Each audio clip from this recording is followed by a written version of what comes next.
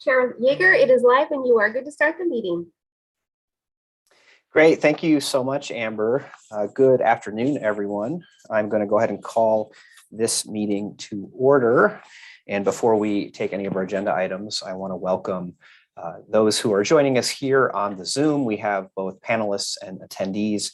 And then I also understand we have a YouTube channel where we are streaming. So if you're watching there, welcome. And we may have some folks on the phone as well. So thank you for taking some time out of your day to spend with us here on this Wednesday afternoon. In terms of the roll call, let me just take a quick look. It looks like we indeed have 3 of our 4 members here. I am, of course, present. Assemblyman Roberts is here. Director Tagliati is here. And Detective Garber, I believe, is here as well. At least he was here. Maybe logging back on. He was having some issues with his video. So Detective Garber was here, and hopefully he'll be able to rejoin us very soon. For those who are interested, you may remember that our 5th member of the subcommittee originally was Melanie Young, who was director of the Department of Taxation. She has moved on to the Governor's Office of Finance, so she is being replaced in our subcommittee with the current and new executive director of the Department of Taxation, Shelley Hughes. Ms. Hughes had a prior engagement, so she was not able to make it today, but I know she's going to watch the live stream or the archived video, and we'll be able to provide feedback that way. So again, we do have 4 or 5 members.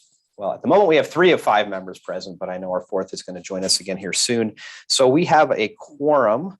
And the first thing we're going to do before we move on to our agenda is to take public comment. For those who are watching or participating today, you might see on the agenda that we have 2 public comments. We have public comment at the beginning and end of the meeting. And we just ask if you could keep your public comment to 3 minutes or less. That would be very helpful. And so we'll do that before we jump into anything else in the meeting. And I do note that looks like we have Detective Garber rejoining us. So we'll give him just a second. Detective Garber, can you hear us?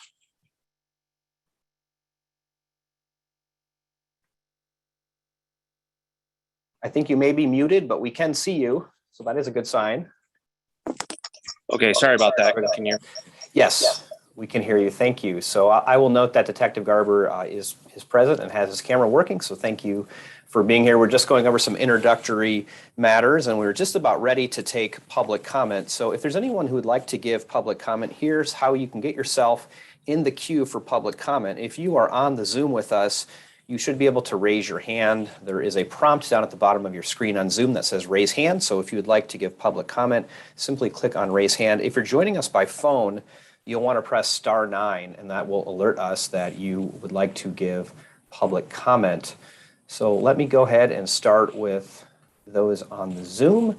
I do look like we have 1 hand up so far, and that is from first name Andrew. And I'll say Andrew M, because I don't want to mispronounce your name, sir, but if you would please go ahead and provide your public comment. Hello, my name's Andrew Mueller, and Mr. Yeager, thank you so much for spearheading this whole thing. I've been involved in cannabis hospitality and cannabis lounges all across the nation for what's going on about 7 years now.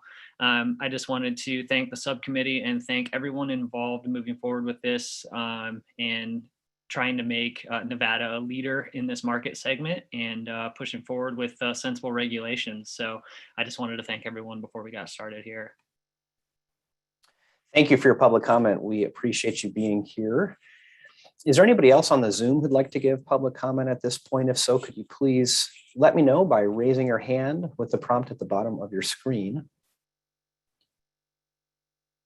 Okay, I think I see the Nevada Association of Counties with the hand raised. I'm not sure who is here from NACO, but if you'd like to go ahead and give public comment, please. Sure. Thanks, Mr. Yeager. This is Vincent Guthrow. I serve as the Executive Director for the Nevada Association of Counties, or NACO. Just want to thank the members of this committee for allowing me to provide comments. And I just want to comment on the establishment of cannabis consumption lounges. During prior legislative sessions and throughout the process, local governments have provided critical input to policymakers regarding our perspective on how to adhere to local governing body ordinances and preserving local authority when it comes to the licensing of marijuana and marijuana establishments. And we're thankful for the acknowledgement of the role of local governments play in licensing these establishments. And we encourage this subcommittee to look at and mimic the existing laws and regulations that pertain to local authority. We think doing this will help prevent conflicts in the licensing of establishment of consumption lounges. And lastly, NACO is aware that conversations and outreach have occurred with individual local governments, as well as the inclusion of local governments as members of various subcommittees and working groups. And we are thankful on behalf of our members to the committee for providing counties a seat at the table and including us as part of those conversations. So just briefly wanted to mention that. And we thank you again for the opportunity to speak today. And we look forward to further conversations if you deem them necessary. Thank you. Thank you for your public comment. Thank you for being here with us today, as well as working with me personally during the legislative session on Assembly Bill 341. I appreciate it. Is there anybody else on the Zoom with us who'd like to give public comment? Again, if you're on the Zoom, you can raise your hand. If you're on the phone, you can press *9, and that'll let us know you'd like to give public comment this afternoon. We'll give everyone a second. I know we're getting reused to this Zoom learning environment, so just give it a moment to see if anybody else would like to say anything at this point.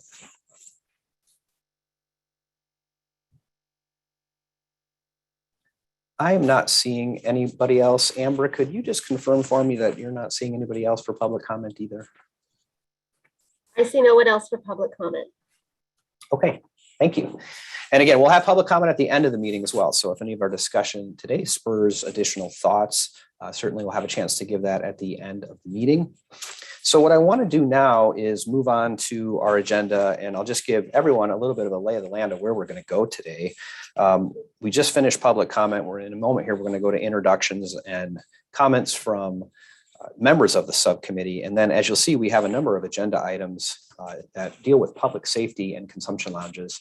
And underneath those agenda items are sub-agenda items. And they're all for discussion today. So we won't be taking any action or making any recommendations at today's meeting. We're simply discussing ideas. And then I anticipate we'll have at least one other meeting and maybe two other meetings where we'll have a chance to make recommendations to the Cannabis Compliance Board. And then, of course, they'll go through their regulatory process to decide what to put into regulations. We do have some guests with us today on the Zoom as panelists. They are individuals who I have invited to talk to us really about any of the agenda items that we have listed, because in speaking to them, I believe they have specialized knowledge that will help us make some decisions later on and will help guide our discussion today. And what I intend to do is after introductions, I want to let those individuals, some of whom are joining us from other states, have the floor to talk about any of the agenda items they would like to, and then we'll have a chance to ask questions. And then we'll come back as a subcommittee and really just go through the agenda items on a one-on-one basis to see if there are any additional comments that were not covered during the presentation. And then we'll wrap up with public comment. So I don't know how long this is going to take. We'll see. It depends a little bit about how much discussion we have, but that's the way we're going to go today. So I want to start at this point with agenda item 2, which is introductory comments and introductions. And so I wanted to give the subcommittee members just a chance to introduce themselves to the public who may be watching today and perhaps has no idea who we are or why we're on this subcommittee. So I'm going to go just in order of how I see on my screen. So Detective Garber, why don't we start with you? If you could just tell us a little bit about your background and why you were on the subcommittee with us. Excellent. So my name is Detective Josh Garber. I'm the admin/training coordinator for Las Vegas Metro. A little background about myself. I've been in narcotics for the last 5 years as a case agent. One of my specialties that I focused in on in the unit was the marijuana aspect of it. I've been with Metro 15 years now. Before that, I graduated proudly from Florida State University. So I do have a degree in political science from Florida State. So that's just a little bit of background about myself. Thank you, Detective, and certainly appreciate your willingness to serve on the subcommittee and to help us with some of these recommendations. And so next on my Zoom screen, it looks like we have Director Tagliati. Director, would you like to introduce yourself? Sure would. Thank you. Can you hear me? George Tagliati. I'm Director of the Nevada Department of Public Safety. This is my second tour as director. I served previously under Governor Kenny Gwynn, retired FBI, and I'm also presently through the last 13 or so years adjunct professor at UNLV. And I spent a number of years also in the resort business working for Harris, Caesars, and MGM. I had asked the chairman if we could have a presentation by Amy Davey and her team. And Amy is the chief of our Office of Traffic Safety, which is one of the divisions of the Department of Public Safety. And she's with us here today. Thank you. Thank you, Director Tagliati. Again, appreciate your willingness to serve and provide some insight. And we will shortly get to Ms. Davey and Mr. Bennett, and appreciate you two being here as well. And then I guess the next person I have on my screen is my colleague from the legislature, Assemblyman Tom Roberts. Assemblyman, please go ahead. Thank you, Chair. So a little bit of my background. I did 34 years in law enforcement, 9.5 in the United States Air Force, almost 25 at Metro. I retired as an assistant sheriff. During my time there, I worked narcotics. I worked a variety of assignments, and I've been at the legislature. This is my second term.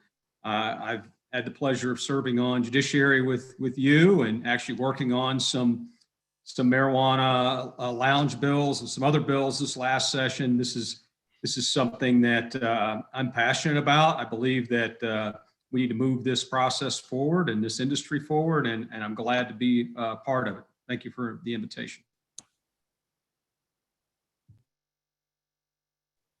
Thank you, Assemblyman Roberts. It's good to see you, if only over Zoom, and appreciate your willingness to be part of this discussion as well. As I had mentioned before, we do have Ms. Shelley Hughes, who's the Executive Director of the Department of Taxation. She is a subcommittee member as well. She was not able to be here today, but next meeting, we will give her a chance to introduce herself. And as many of you know, the history of the cannabis industry in the state, at one point, the industry was regulated through the Department of Taxation. So I think Ms. Hughes can obviously shed some light on that.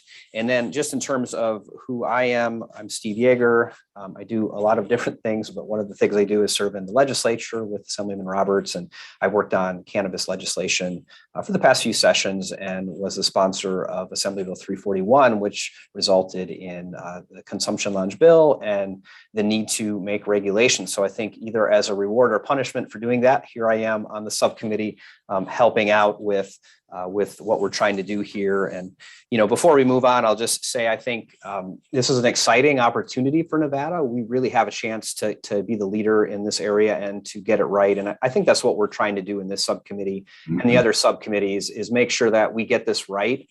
We all want the industry to succeed. We want consumption lounges to be something that we can be proud of here in the state. And obviously public safety is a crucial piece of that.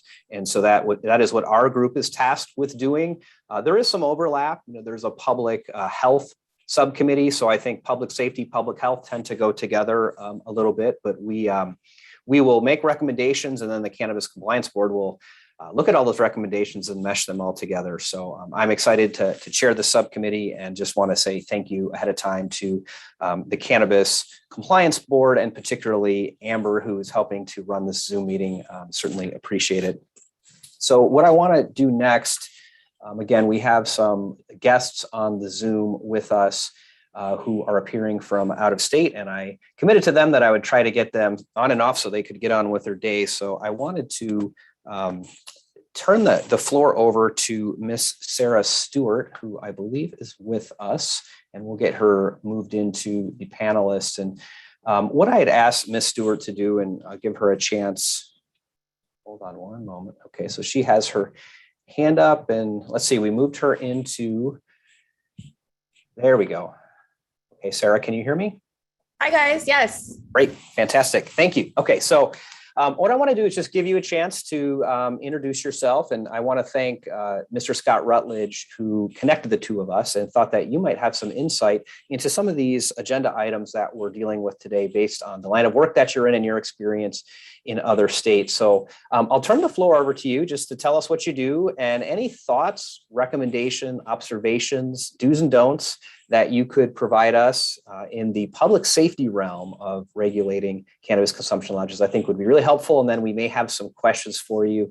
So again, welcome to the meeting and please go ahead. Thank you so much. I'm excited to be here. My name is Sarah Stewart. I have been in hospitality for about 15 years now. I was very fortunate enough to be the operator of the Cannabis Cafe here in West Hollywood in 2019.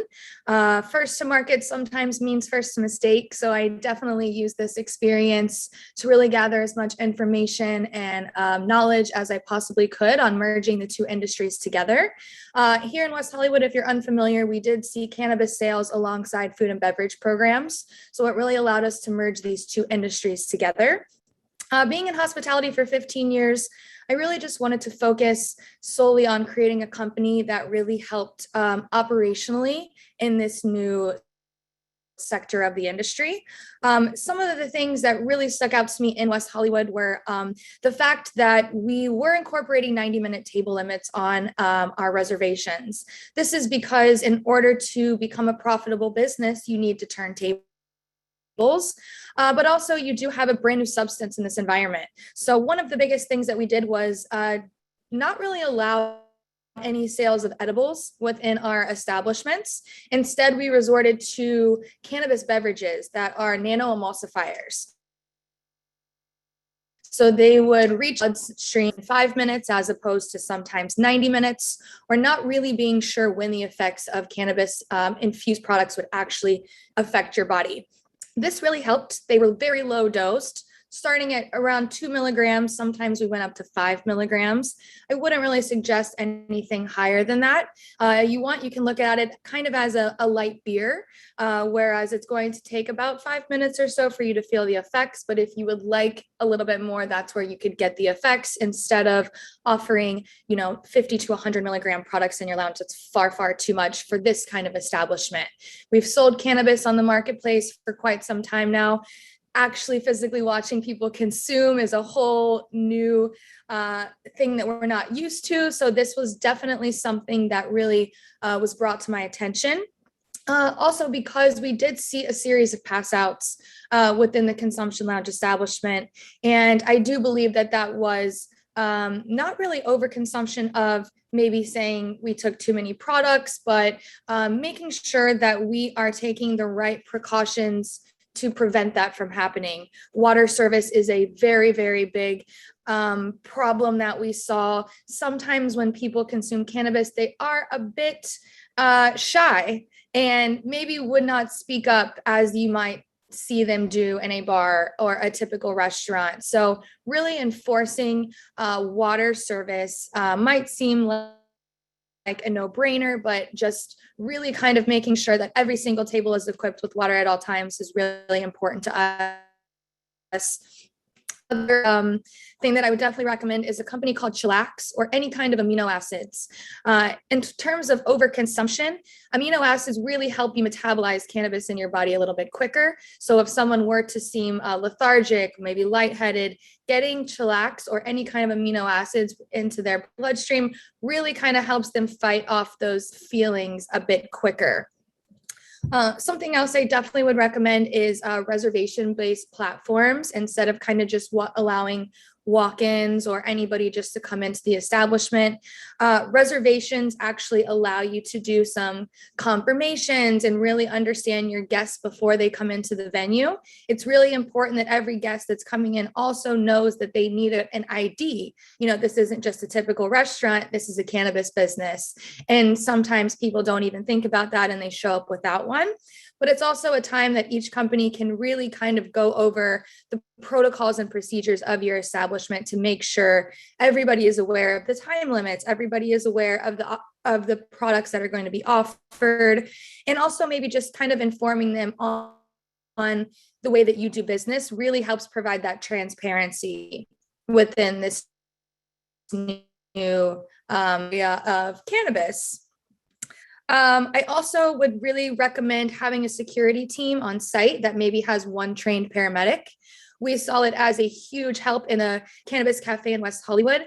Sometimes people just forgot to take their daily medication for the day. Others might have, just been walking around all day and they may be a little dehydrated, but having that trained paramedic in any kind of situation that arises was really, really beneficial for us as well. I guess the last thing is I am helping right now consult with different companies in different states. And one of the things in Chicago that we are implementing is a 30-minute time limit between consuming and getting into a vehicle. I'm not really sure if we're going to need to worry about this much in the Nevada marketplace, but kind of just, noting that when someone consumes cannabis, the effects take place immediately. So if if we knew someone was actually getting into their vehicle, how do you, create like a time barrier between them consuming for the last time and getting into a car? That's really kind of how we have been able to say, if you're not driving, if you're not using a ride share platform today, we are going to require us to pull your items from the table. Maybe that's devices and things 30 minutes before, just so you have some time to recollect yourself, get some water back into your body, maybe offer some coffees or any kind of food products that can help with that. And then before they take off for the day. I do have a lot of other things too, but I'm really open to more, I guess, questions. I can kind of go on forever about this, but really just anything I could help, give you guys in terms of information that I saw firsthand that we can try to combat moving forward. Thank you, Sarah. I really appreciate that. I think it's helpful to hear from somebody who has some experience in actually, being at one of these places and seeing how it works. I had a couple of questions, and I'm sure some of our other subcommittee members do as well. But in West Hollywood, in particular, what is the customer base there? Is it mostly locals? Is it tourists? Is it a blend of that? And how does that play into the transportation issue? Sure. We saw quite a lot of tourists. I believe the first 2 weeks that we were open, we saw roughly 1,000 covers a day. I come from Tao Group initially, so on a busy day, we saw 800 people. The fact that we were seeing 1,000 really showed us the demand based around these consumption lounges. And really with that, I wouldn't say it was much about them getting in a vehicle after, because we did offer a series of rideshare programs. Anybody who didn't drive, we partnered with Lyft, and we did offer them a $4.20 credit for them to use to get home for the evening. But I think mainly it came down to education. If you've consumed cannabis in Ohio, that probably doesn't mean that you are familiar with cannabis in California. So it did provide us an opportunity to dive more into those thorough training programs that really led people down a path that's right for them, so that tourists who are maybe not familiar with the products on the marketplace here have a clear understanding, so that everybody, so we're really trying to just prevent overconsumption from even happening in the first place. Thank you. And then that 420 Lyft credit, was that paid by the establishment? How did that work? It was paid by the establishment, yes. We mainly use it if there were any instances of overconsumption. With alcohol, it is sometimes easier to just get someone out of your venue, where the cannabis space feels a little bit more empathetic. So you definitely don't want to embarrass anybody once they've overconsumed. So we wanted to just provide an option for people to just safely get them out of the establishment without drawing a lot of attention to themselves. Thank you. And then you mentioned the West Hollywood setup. It seems to be, I think you said it was infused beverages that are really lower doses, but hit you quicker. What about your work in Chicago? What is that concept going to look like? Is it going to be similar? Or are they going to allow other kinds of consumption like edibles or smoking? They're not allowing any kind of edibles as well, but we are doing a series of smoking devices. We are using high-tech devices in those lounges. A lot of times concentrates and things like that, it's not just the one shop fits all model. There are different kinds of concentrates, and they all require different temperature settings. So we have creating very thorough training programs to make sure that, if you're consuming a product out of a device and the temperature's too high, you may waste that product entirely, or it may cause you to get a headache or an adverse reaction to the experience. So we're really just trying to provide really thorough training programs and partnering actually with those ancillary device companies to make sure that everybody is very aware of how to utilize these pieces, so that we don't have to see any of those overconsumption. problems, or I guess headaches. Thank you. I'm going to move on now to Assemblyman Roberts. I think he has at least one question, perhaps more. So please go ahead. Thank you, Chair. And it's one question, and thank you, Sarah, for the presentation and your experience in this field. Back to your West Hollywood experience, and you've got a lot of lessons learned from there. Have any of those ended up in local regs or anything like that? Any of your best practices that you've kind of developed over the last time period you've been operating?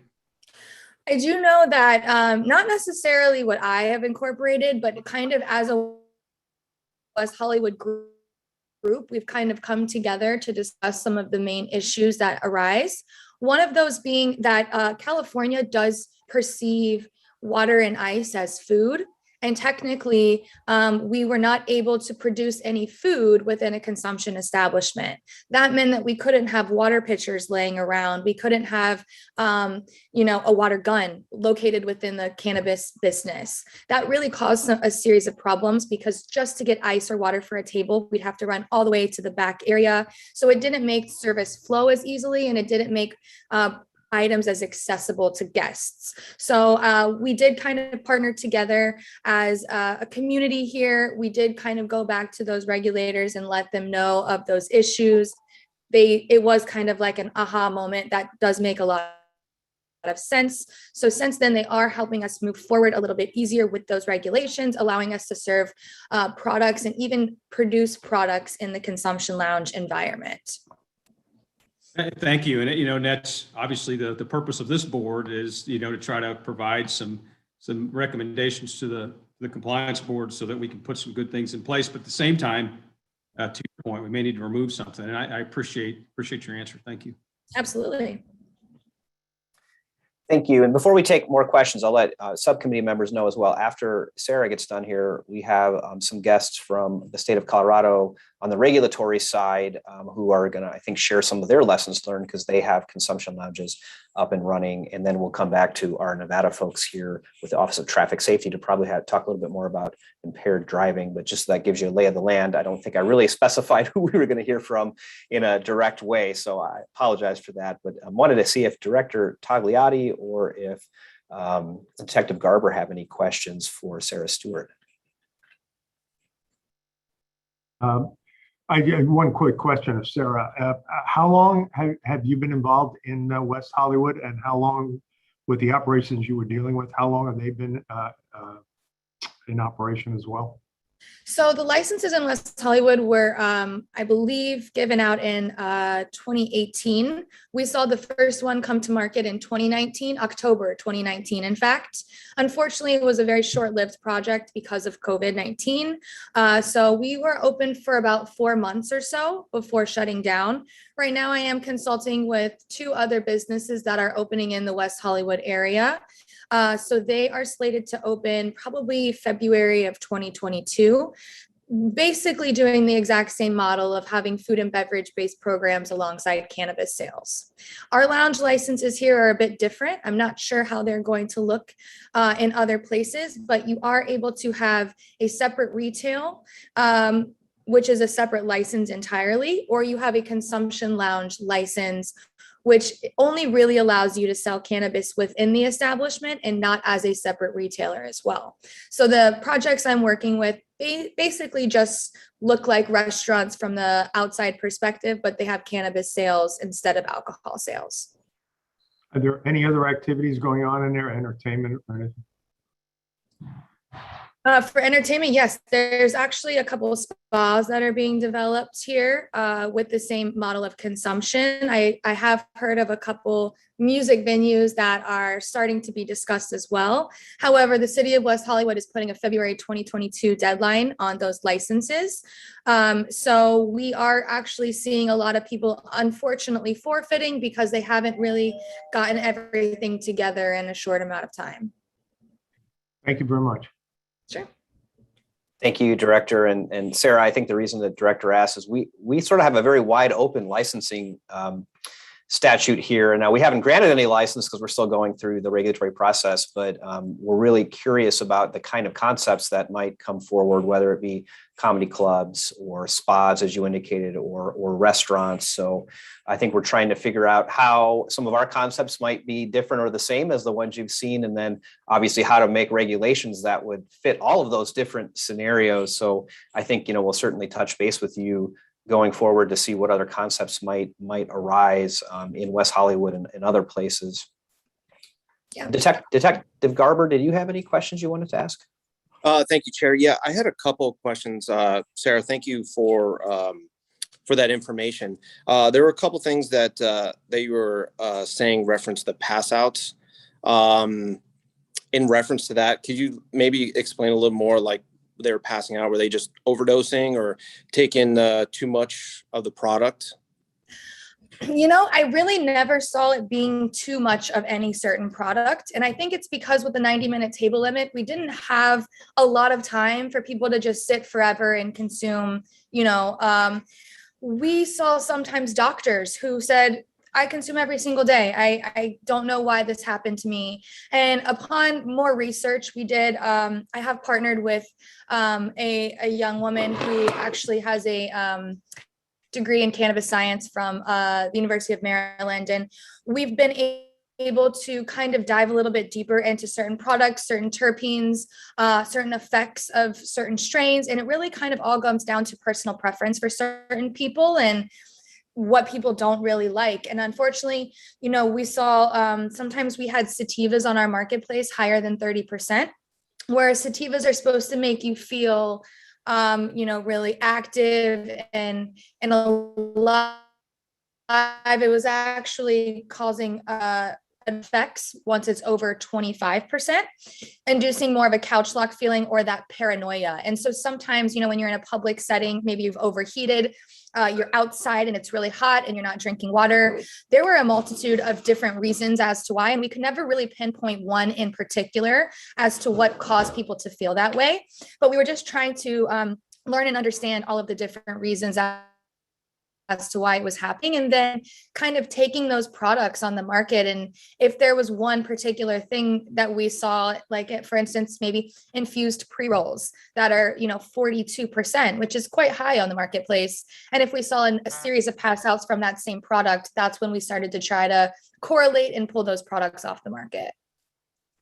Thank you. And I just had one other question. Was there any calls for service as far as police responses in the 4 months that the business was open? Did you have any, I guess my main concern as a detective in narcotics and for the police department, did you have any issues where the police had to respond in those 4 months that you were there? Not so much the police for any, reasons other than, if somebody passes out, their friends are usually the first ones to really freak out. And the first thing they want to do is call 911. Obviously, that's kind of showed us that we needed to take the right steps and the right measures for overconsumption to, ensure that amino acids are ready on site. Everybody on our team is handling, because within 4 or 5 minutes, they're absolutely fine again, like nothing ever happened. So I would say the only time we really had the police come was because of an employee issue. So it wasn't even really based on the service or the public by any means, which we did anticipate more of. So luckily, that was a good sign that we didn't see much of that. Okay, thank you very much. And thank you for your time. Thank you, Detective. Sarah, before we let you go, I had just a couple follow-ups based on something that Detective Garber asked you and you talked about. So these incidents where people had medical episodes, passed out, sort of whatever we want to call it. It sounds like what you learned from that is we need to have a paramedic, some medical professional on site, which obviously is good. But are you aware of any sort of regulatory requirements? Like, did those incidents have to be reported to some regulatory authority or to the Department of Health? Or you mentioned like sort of collecting information and trying to correlate that. Was that just sort of done informally? Or do you know, like in California in particular, or in Illinois, is there some kind of process where someone is told about that and, someone on the state side or the county local side? That's a great question. I actually don't know the answer. Internally, we were trying to do a lot of that ourselves. We were very fortunate because we didn't actually choose a security team that came from retail. We chose a security team that came from bars, nightclubs, and lounges in LA. So they had already seen multiple substances and the way that it affects people. So it was really easy for them to see overconsumption of cannabis and kind of dive right in there and knew exactly what to do.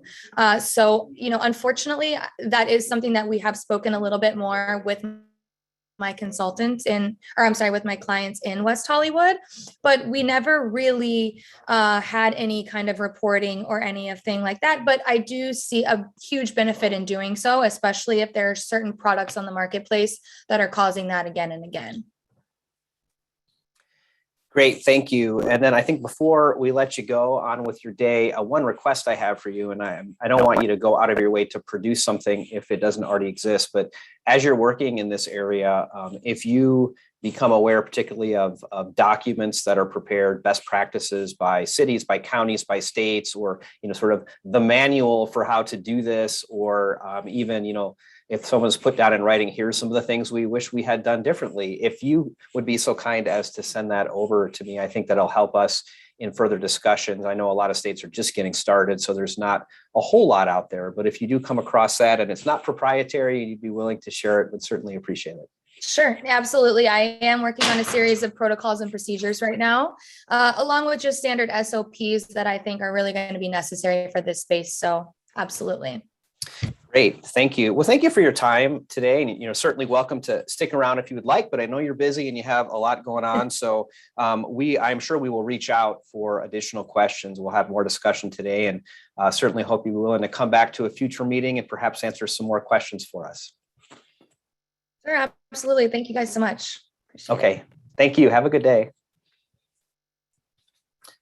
Okay. So our next, as I mentioned, we have a couple others who have joined us as panelists, and they are from the great state of Colorado. And so Executive Director Tyler Klimas put me in touch with, let's see here, I'll look at my screen. We have Shannon Gray and Christopher Poirier, who I think have a hand in regulating in Colorado. So I've asked them to come, and much like we saw with Sarah, just to give us some of their thoughts and experiences on what they've seen, some recommendations, and then we'll have a chance to ask some questions. So I want to welcome both of them to our subcommittee meeting. Thank you for joining us and for spending some time with us today. And we'll go ahead and give you the floor just to make any introductory comments about your experience. I'm sure we'll have some questions.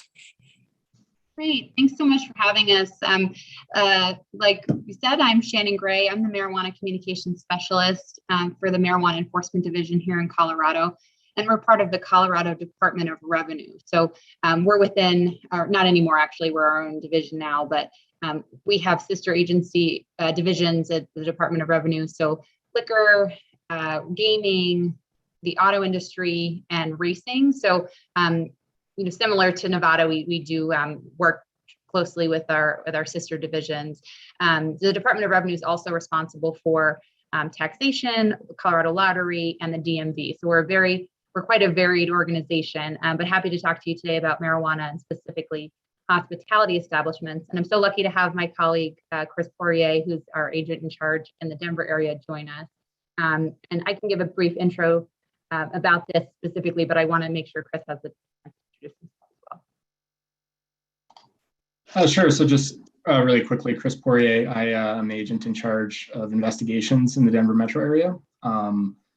We don't have too many approved hospitality and sales licenses in our state yet, but the 3 of the 4 that we do have are in my area of responsibility, and I'm happy to be here today. Thanks, Chris. And yeah, that's the point I wanted to make to start. So hospitality establishments in Colorado, which is what I believe Nevada calls consumption lounges, that's the term in statute. So we have not had very many hospitality establishments come to fruition in Colorado. And I think this is my conjecture, but I think there's a few reasons for that. One, hospitality establishments were created specifically by legislation that was passed in 2019 and then became effective on January 1st of 2020. So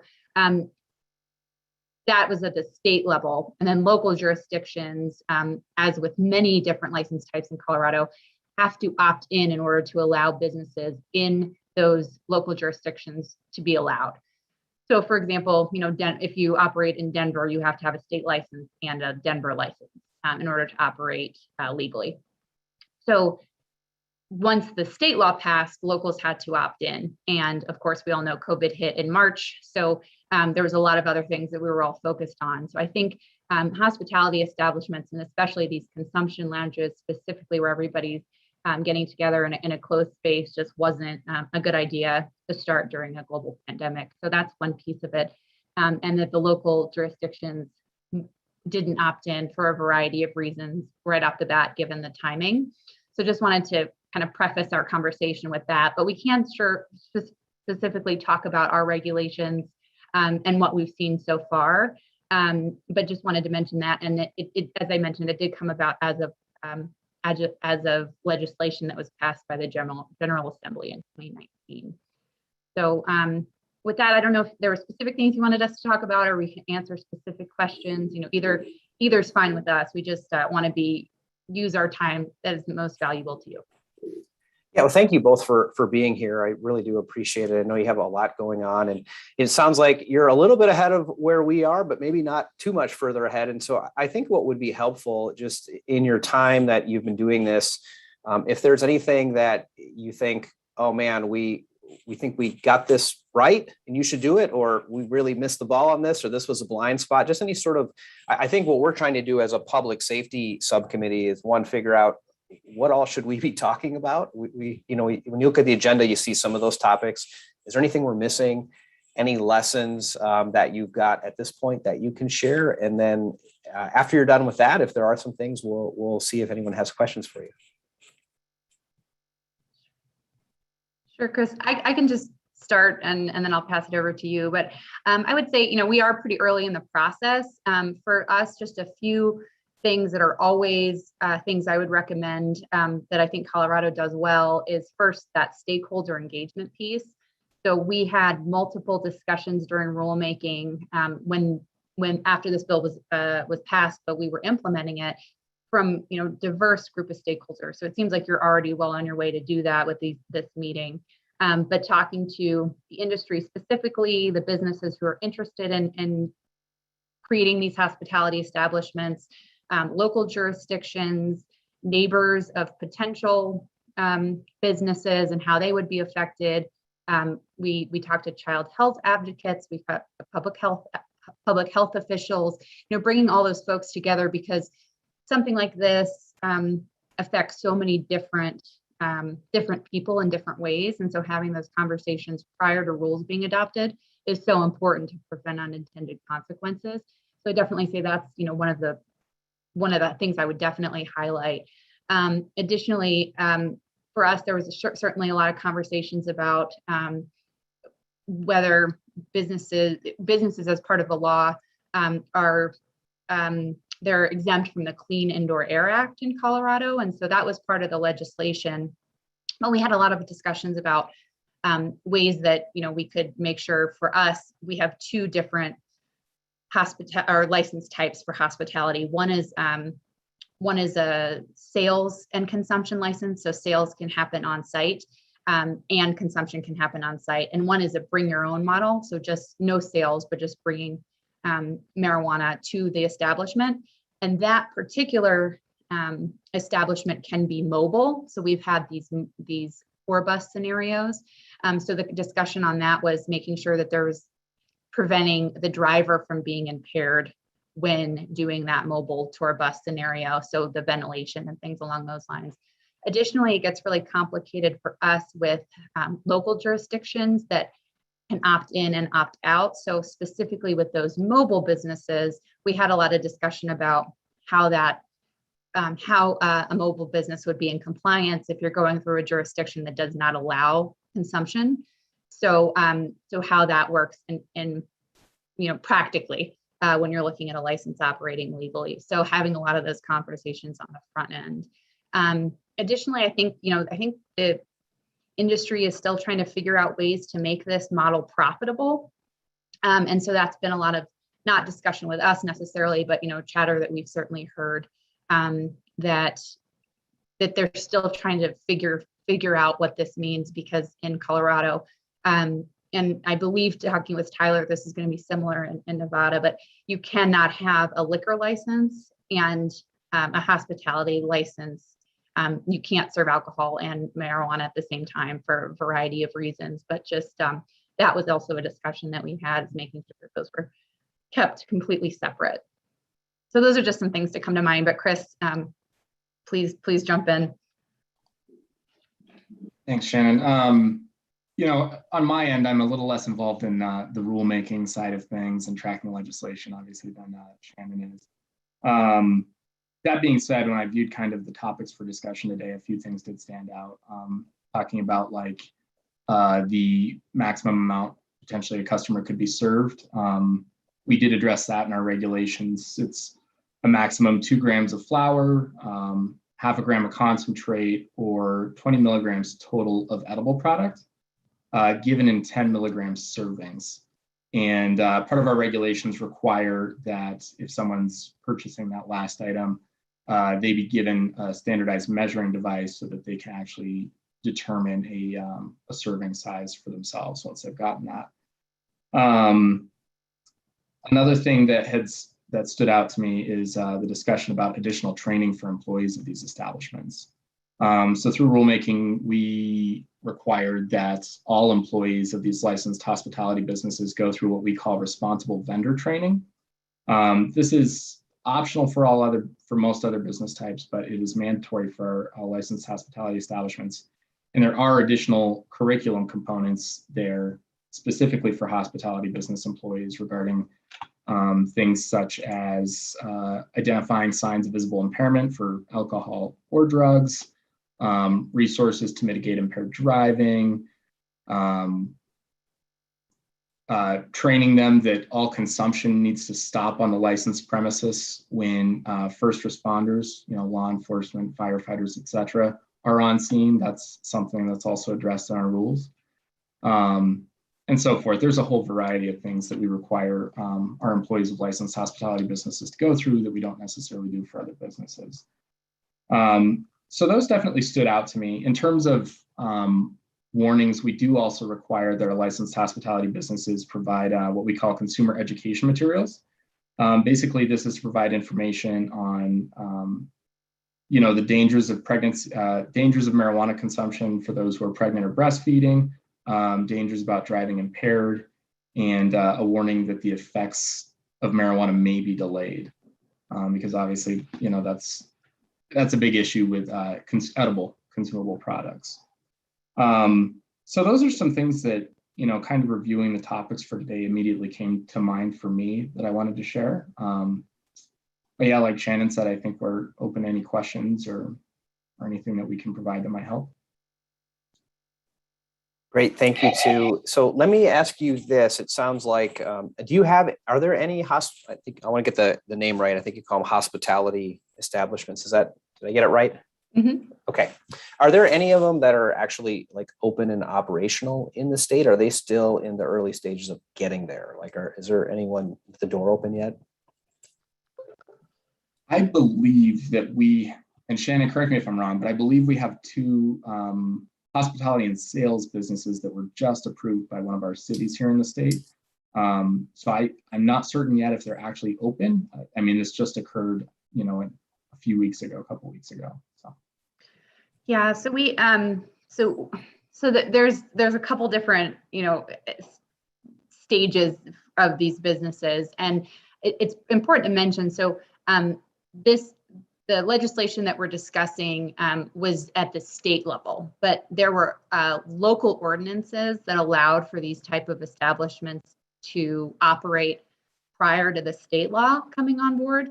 So part of the law actually allowed for grandfathering in of these businesses to keep operating while the local jurisdictions decided what they were going to do long term to actually bring them into compliance with the state law.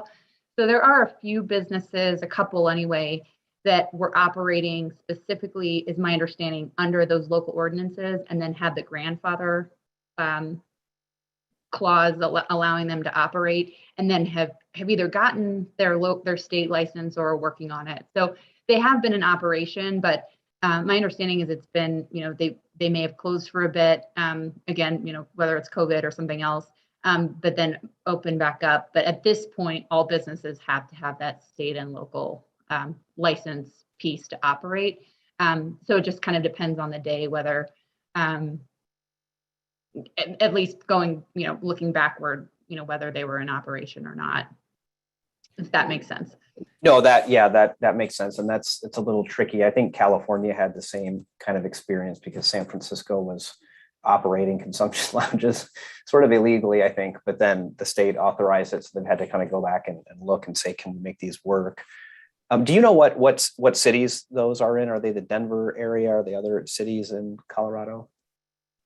So I do know that at least as it regards the licensed hospitality business that does not include sales, we have one that's operating in Denver and has been for several years under Denver's regulations. It was kind of outside our jurisdiction at that point. The team that handles the licensing for that business also handles, all their other marijuana businesses that we also regulate. So, I do have some contact with them, and I can say that I hadn't heard of any problems with that business over the last few years. The two licensed hospitality and retail, licensed retail hospitality and sales businesses that recently were approved at the state and local level are both in the city of Aurora. Which is it's a suburb of Denver, so in the Denver metro area. And those ones, it sounds like they recently got licensed, but just wanted to check any problems that you've heard of from a public safety standpoint at this time. Not that I have heard of, and I do have regular contact with both the licensing folks at the city of Aurora as well as the police department. And we haven't been made aware of any issues that have come up.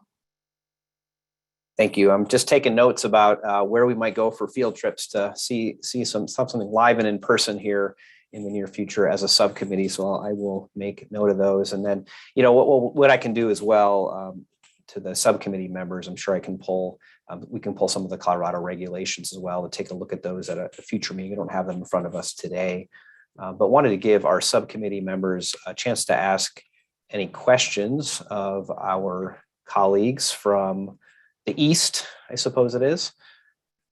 So let's see, does anybody, Director Tagliati, Detective Garber, any questions? Let's see, Director Tagliati is unmuting, so we'll go ahead and go to him first. Okay, thank you, Chairman. Are you folks familiar with, we're our Department of Public Safety here, we're a member of the HIDA. And I'm wondering if you guys are familiar with one of these reports that the Rocky Mountain HIDA has put together. I guess they've done it now for about 7 years. I think they may have discontinued it after 2020, but I was going to ask if you're familiar with it, if you utilized it, any of the information in there, and if you thought it was helpful. So I can take my perspective on it, and then I'll hand it over to Chris. So for us, we try to prioritize data collection from the state level. So we have an entire data analysis team at the Marijuana Enforcement Division, specifically looking at data from state systems. So our tracking system, looking at our state partners, so public health and environment, our public safety office. So we do our best to look at state collected data specifically because there's so much that we see otherwise. So that's where we prioritize our data collection and our data analysis is through those state funded and specific sources. That being said, Rocky Mountain HIDA, we meet with them through our law enforcement meetings on pretty regularly. I'm sure Chris can speak to that better than I can, but certainly take into account any specific reports that we get from those partners. But we do try to prioritize those state surveys, state data, just because there's so much on this topic. And so that's the data collection and our priority is this. Yeah, and I don't know that I have much to add to what Shannon said. We definitely do have regular law enforcement meetings where we meet with representatives from Rocky Mountain HIDA, as well as a lot of our local agencies, and discuss issues that have come up. But yeah, other than that, I don't think I have much to add. Director Tagliati, any other questions? Yes, so just a quick follow-up. Based on what you just said, was the state interested, or that they started this study based on the fact that the recreational use was passed, and they said, okay, let's be looking at what possible ramifications there could be, and so was there a formal effort to study the results of that legalization? For sure. I would say Colorado, one thing we didn't do as well as in the beginning is creating those baseline for data collection. So it was difficult at first to see what was caused by legalization, to have that, that causation versus correlation discussion, and what was just because Colorado's population boomed and there was an increase in, in the metro area of just young folks joining us. So we didn't really create those baselines, and at least my opinion, in an effective way, but we've been trying to remedy that. So every couple years, our Department of Public Safety puts out an impacts of legalization report that collects data from all these different state agencies, ours included, and really tries to look at the impacts from a longitudinal viewpoint. And I'm happy to send that report to you all. And I would recommend reviewing that one, as it's a Colorado state resource and does compile all that data from the different agencies. And our colleague Jack Reed puts that report together. He's a fabulous resource. We go to him for so much, and he can really speak to the data. And it's 200-300-page report, so it's very comprehensive. And that's to look at the impacts broadly of legalization from all different angles. So Chris and I can speak from the commercial, legal, regulated market perspective, but this looks at driving, it looks at public health effects, all those different things. So I definitely recommend reading that report. That would be extremely helpful. I think what I was going to propose to our subcommittee is we were looking at the HIDA report, and our HIDA here in Nevada said that they would be interested in doing maybe something not as extensive as what was done in Colorado, but something possibly to look on the effects on the criminal side, for example. And then within the Department of Public Safety, we have Office of Traffic Safety, and we could be monitoring the other piece of it as far as all the traffic safety ramifications, blah, blah, blah.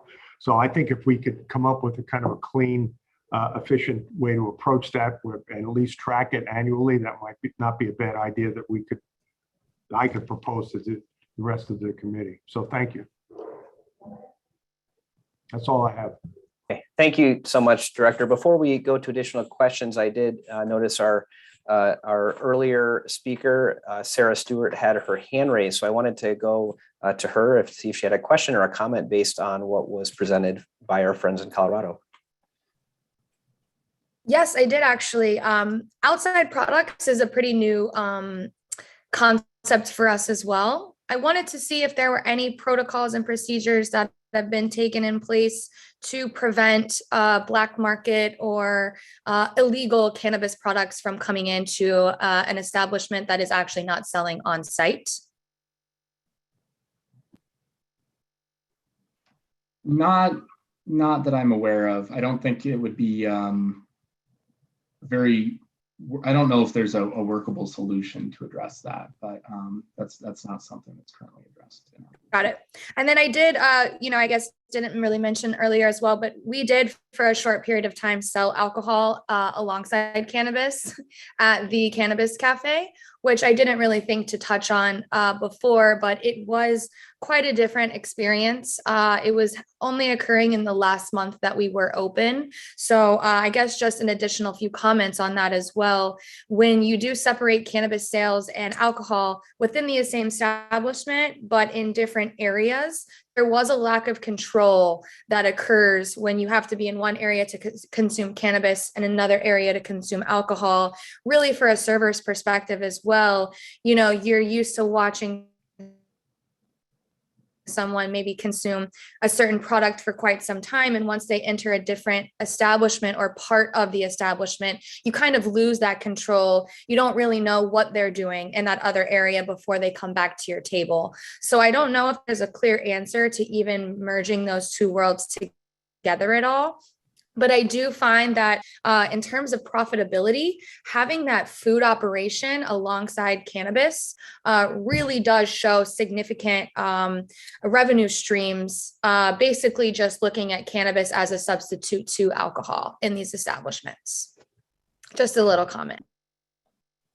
Thank you, Sarah. I appreciate that. And I think in Nevada, at least, we are taking the position that we're not going to blend those two. Obviously, future regulators and legislators could decide otherwise, but I think we want to try to make sure that we're getting it right. And I think we're going to hear a little bit about polysubstance use a little bit later from our traffic safety folks. So appreciate the perspective. And I also think we did talk about during the legislative session whether we were going to allow people to bring their own product in or whether we were going to allow delivery of product. And ultimately, I think we also decided there were some real tricky issues with respect to the black market and regulated products. So the way that the bill finally came out is that there'll be single-use products that are sold by the venue.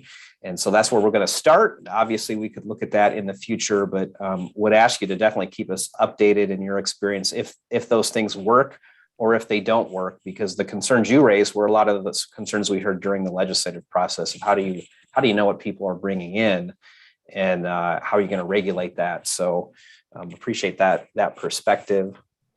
Okay, so we've had Director Tagliati asked a couple of questions. I want to go to Detective Garber. It looks like you are unmuting, so please go ahead.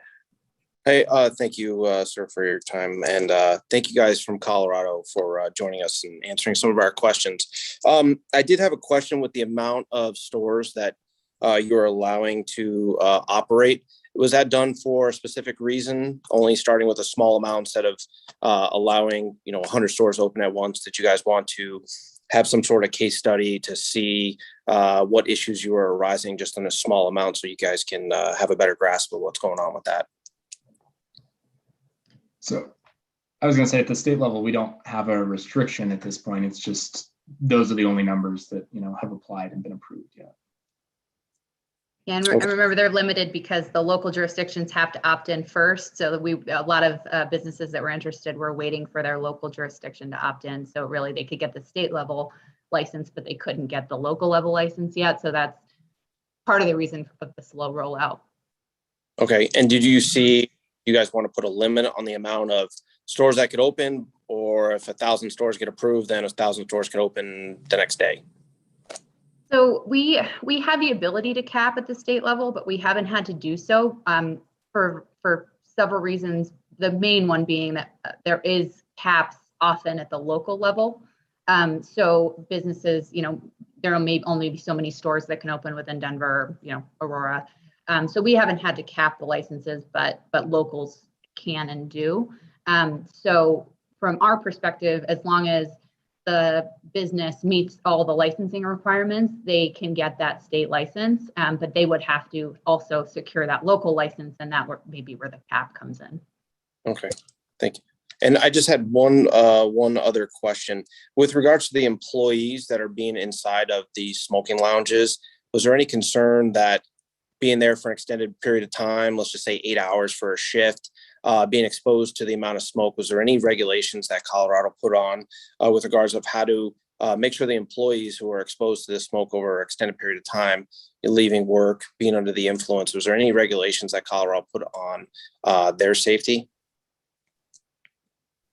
In reviewing the regulations, the only time that really had come up was as it regards the driver of the mobile hospitality businesses. And it wasn't really addressed in terms of in the stores, but I don't know what conversations surrounding that topic might have occurred at either the legislation, either at the legislature or through our rulemaking. So, And there is a provision that prevents employees from consuming on site during their shift, but not necessarily, the secondhand smoke effects. I don't know that was necessarily contemplated in the regulations, but preventing active smoking or consumption on site during a shift was mentioned.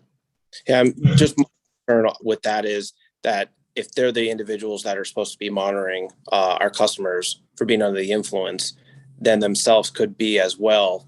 It's kind of hard to gauge whether or not other people are under the influence if you yourself is as well. For sure. And I think that's, of course, the reason behind not consuming, not actively consuming for sure. And I think also, Chris mentioned the responsible vendor training, and that's similar to the tips training that bartenders receive. So that was another reason behind, requiring that for these licensees and the employees working in these establishments, is to prevent, that kind of, or to be able to spot overconsumption or, any specifics that are concerning while, during their shift. But no, it's a good point about the secondhand effects. And thank you guys for your, appreciate it. And I don't have any other questions. Thank you, Detective. And I think you'll be happy to know one of our sister subcommittees, the Public Health Subcommittee, they met this morning, and I had a chance to tune into some of that. And so they started having discussions on exactly that point as well of, how do you protect employees? What do you do with air quality, particularly if you're talking about smoking the product? So I think it's one of these areas that sort of both of our committees have a role to play in this. I think they're more on the protect the employee side. And we're obviously, you make a great point that if the employees are impaired in some fashion, they're going to have a really hard time identifying and helping other folks who are impaired. So I'll continue to tune into that subcommittee and see what they might come up with. And I'll also note, I think in some of the, I don't remember which one it is, but one of the materials that I was provided, I provided to the committee, I think it looks like many other states do pretty definitively say that employees can't consume cannabis, alcohol, anything else while they're working, which is, probably a good practice just from an employment perspective. Right. So I would anticipate when we get to the point of making recommendations, that's probably something we'll urge the Cannabis Compliance Board to include in the regulations. Thank you. We can talk a little bit more about it a little bit later on in the agenda. But I wanted to give my colleague, Assemblyman Roberts, has been patiently waiting. Do you have any questions? Did I see I saw no questions. Okay, well, you got a legislator who doesn't have questions, so that's good. So I guess I'll ask for a last call for any questions for our guests from Colorado. I don't see any others. I want to thank the two of you for being willing to jump on here. And I was only half joking. I can't speak for other committee members, but I would love to try to get out there and just see the concept. I did have a chance to go to San Francisco pre-COVID to kind of see what their setup was, which is just very unique the way that theirs operated, because they were literally attached to retail dispensaries. And we went to a couple of them, and one was really just a very chic sort of smoking room. And the other one was a little more edgy, a little darker, and they had time limits and all that. But I think, that was the only one I've seen. So I certainly would love to come out at some point. And if I or other subcommittee members are able to do that, we'll certainly reach out and maybe ask you to meet up with us and give us any lessons learned. But appreciate your time. And like I did with a prior presenter, Sarah, if you know of anything, I think you referenced one of the reports, but if you know of anything in writing that you think would be helpful for the subcommittee to look at, please feel free to send that my way or send it to Tyler over at CCB, and he'll make sure that we get it. For sure. And thanks for having us. And yes, we'll definitely send over that report that I referenced, as well as our regulations with the citations, so specifically where to look for hospitality rules. And we would love to have you in Colorado. If you come out, feel free to reach out to us, and we can certainly arrange for some tours and meeting with our folks. We would love to have you. Great. Well, thank you so much, and have a great rest of your day out there. Thank you. Okay, subcommittee. So the next thing we're going to do, I know I appreciate your patience. We're a little scattered today, but I wanted to make sure we give our guests a chance to present so then they can move on with their day. But I guess I'm going to formally go to agenda item number 3, which is overconsumption and impaired driving, which is a pretty big topic, obviously, but we have a couple of experts on with us from the Office of Traffic Safety, and they've been referenced earlier, and I've had the pleasure to work with both of them, and that would be Amy Davey and Andrew Bennett. So before we really have our discussion, I wanted to give them a chance to talk kind of about what they're seeing on the ground. And Ms. Davey, I know we've talked a little bit about the limitations of the data collection, but any sort of insights that you would have into this issue of how, when we're crafting regulations for consumption lounges, how can we make sure that we do everything in our power to make sure people are not driving impaired? So thoughts, ideas, offers to collaborate, those are all things we'd be interested in hearing about. So we'll give you the floor for a bit, and then I'm sure we'll have some questions for you. Thank you for being here. Sure, absolutely, and thank you for inviting us. We did bring some data and information for the committee today. Chair Yeager, we do have an inside joke now that whenever we put together a presentation, our challenge is to find some information you haven't yet seen from us and some new slides. So we do have a very brief presentation that we can provide to the committee and some data. And then we're of course happy to take questions and further comments. I'm going to turn over at this point to my colleague Andrew Bennett, and he'll start with the data presentation. Thank you. Chair Yeager, members of the committee, good afternoon. As Administrator Davey said, my name is Andrew Bennett. I have the privilege of serving our state as the Public Information Officer for the Nevada Office of Traffic Safety, which is a division of the Nevada Department of Public Safety. And I also have the privilege of serving as the program manager for the state's traffic safety education program, Zero Fatalities. And I do believe that our program today gives a pretty comprehensive overview of both the resources that our office provides, as well as some of the national and local and state trends that we're seeing, as well as to cover several of your agenda items. So we appreciate the opportunity to be here today to provide this information and answer any questions that you might have. The mission of the Nevada Office of Traffic Safety is to eliminate serious injuries and fatalities on Nevada's roadways so everyone arrives home safely. And it's that idea of everyone, that idea of perfection, why our goal in the state of Nevada is that goal of zero fatalities. And so every state has a highway safety office. It might be located in a different place. Here in the state, as we said, it's located within the Department of Public Safety. It might be located within the DOT or in the governor's office across the country, but every state has a highway safety office. And to serve as our public information officer and Amy as our chief, we're just two of the more conspicuous members of a very dedicated team that goes to work every single day to work in very specific areas, whether it's impaired driving, motorcycle safety, data collection, liaising with our law enforcement community. It's great to be a part of a very small but dedicated team to try to fulfill this effort of making sure that everybody arrives home safely. And one of the benefits to having a highway safety office is that one-stop shop for a variety of different information, partnerships, education, et cetera. And so to break down the scope of the Office of Traffic Safety, 4 of the key areas that we have that we're going to cover in somewhat today is education through the Zero Fatalities program, some of our public service announcements and our partnerships that are relevant to this conversation and this agenda. We're one of the largest providers of funding to local community partners, whether that's law enforcement or service providers all across the state. We'll talk about the data and what we're seeing at the state level, and as well as the training that our office coordinates all across our great state. Some of you might have seen this slide before. We have used this at the legislative session the last 2 sessions. And this provides a comprehensive overview of what we're looking at when it comes to impaired data. And so there's a few key points for the public and for this panel that I want to make about what is this report, and some of the terms that we use on this report. Starting with the term operator. An operator is going to be anybody who has the choice of their mobility and their movement. So this might not include a passenger of a motor vehicle. These are people that are making their decision of their own free movement.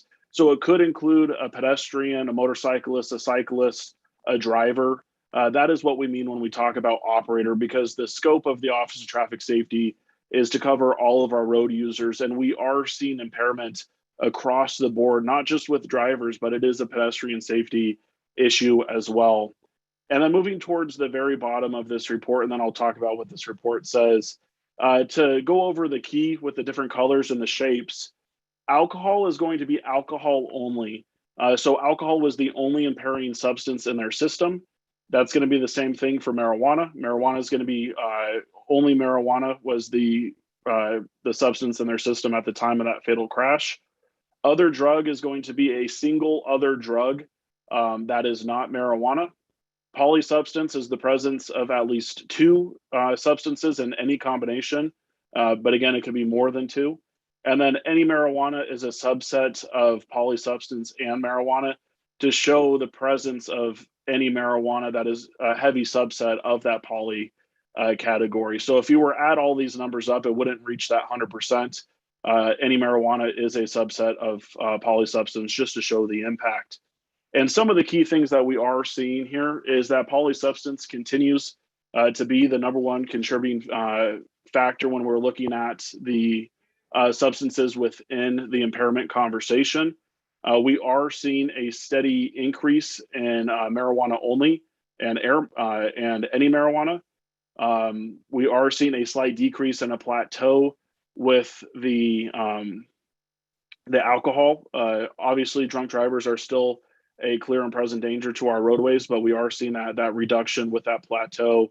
And then other drugs, we were seeing a slight increase, and then our projected 2020 numbers show it a little bit lower, which is something that we still are waiting for about 63 cases to come back from Q4 of 2020. That is one of the lags that we do have in our data, and that's why that 2020 data is grayed out and is just purely a projection based off of a calculation using the first 3 months or first three quarters of the of that calendar year of 2020. And so this is a slide that we continue to update. It is something that we use in almost every one of our presentations that we when we present about impaired driving. So this is something that I'm sure you'll continue to see as we move forward with the conversation throughout the different years that we have. And we can go back to this slide when we have to answer any questions, but it was important, and we'll provide a hard copy as we move forward. I'll turn it over to Administrator Davey for the next two slides.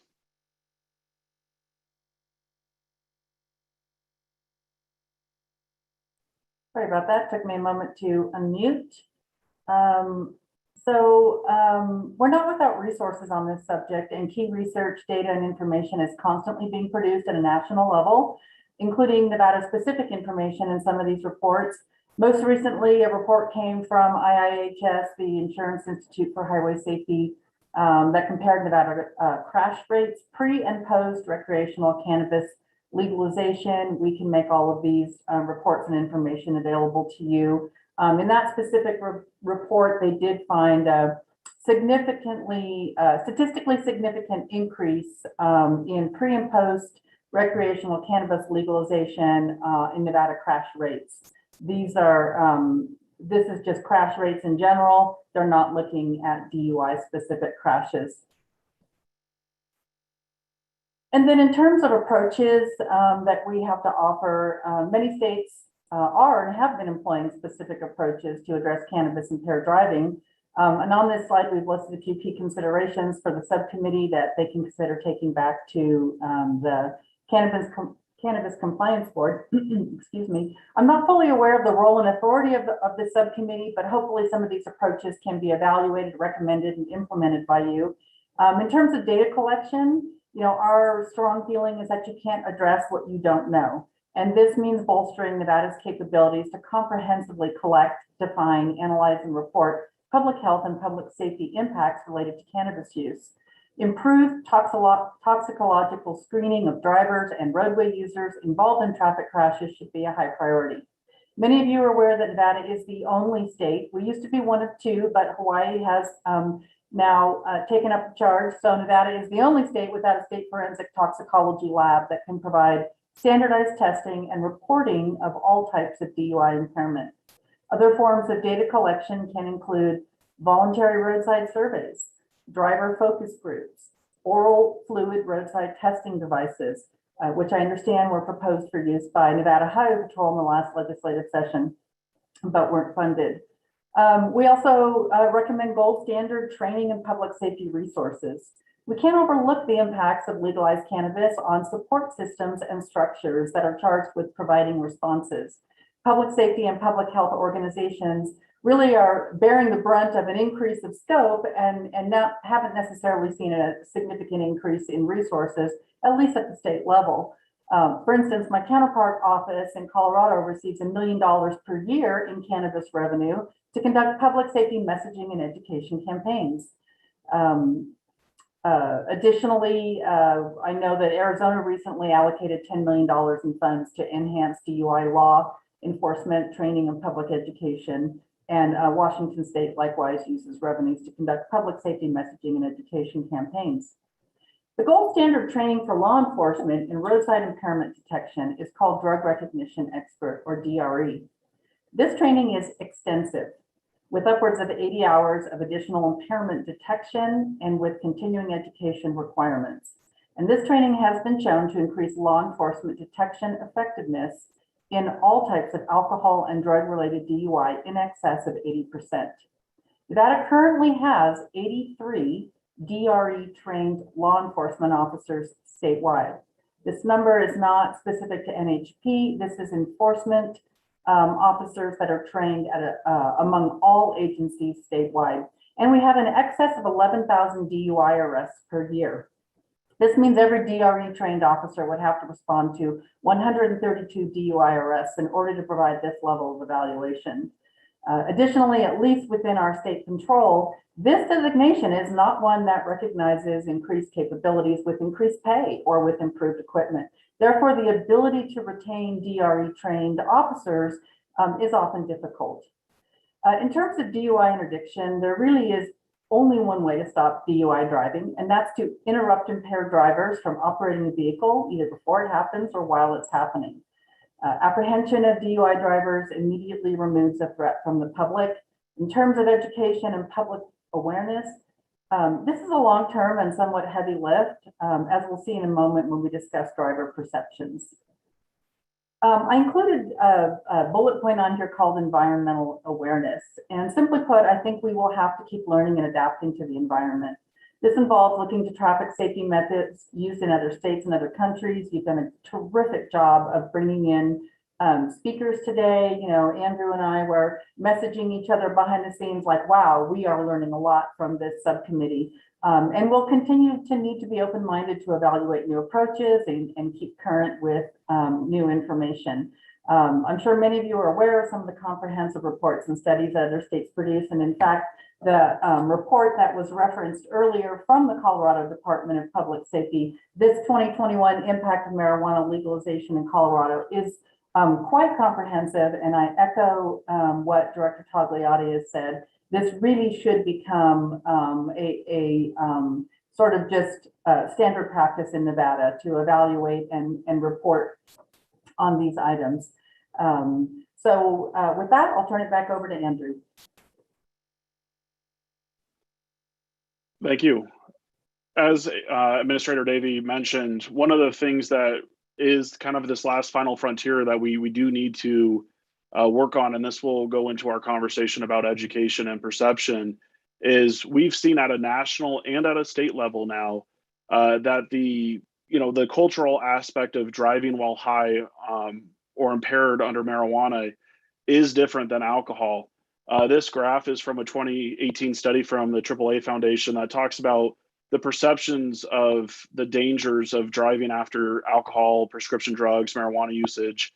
And it shows that, we do have a battle to face when it comes to believing or getting people to believe and understand that it is dangerous to drive while intoxicated or impaired under cannabis. And, this national study from 2018 also echoes focus groups that we just conducted here in the state of Nevada within the last month. We have the opportunity through the Zero Fatalities program to conduct two key points of research annually, or the first one's annually, the second one happens every few years. But the first one is a public awareness survey, an attitude survey about some of the laws, some of the perceptions of traffic safety. And this national data absolutely echoes what we're seeing. And then with the focus groups that we just conducted, several of these focus groups were rather concerning about how blunt people were about their perceptions of their better drivers after they've consumed cannabis, or we have folks that enjoy driving on acid, and these are how blunt these conversations were. And that's what we're battling when we're talking about changing public perception. And so, with these surveys and with these, data points that we're able to collect in these national trends, that's what we try to go to work on every single day on Zero Fatalities, is to try to change that perception, educate people on what the laws are, and that the laws are constantly changing.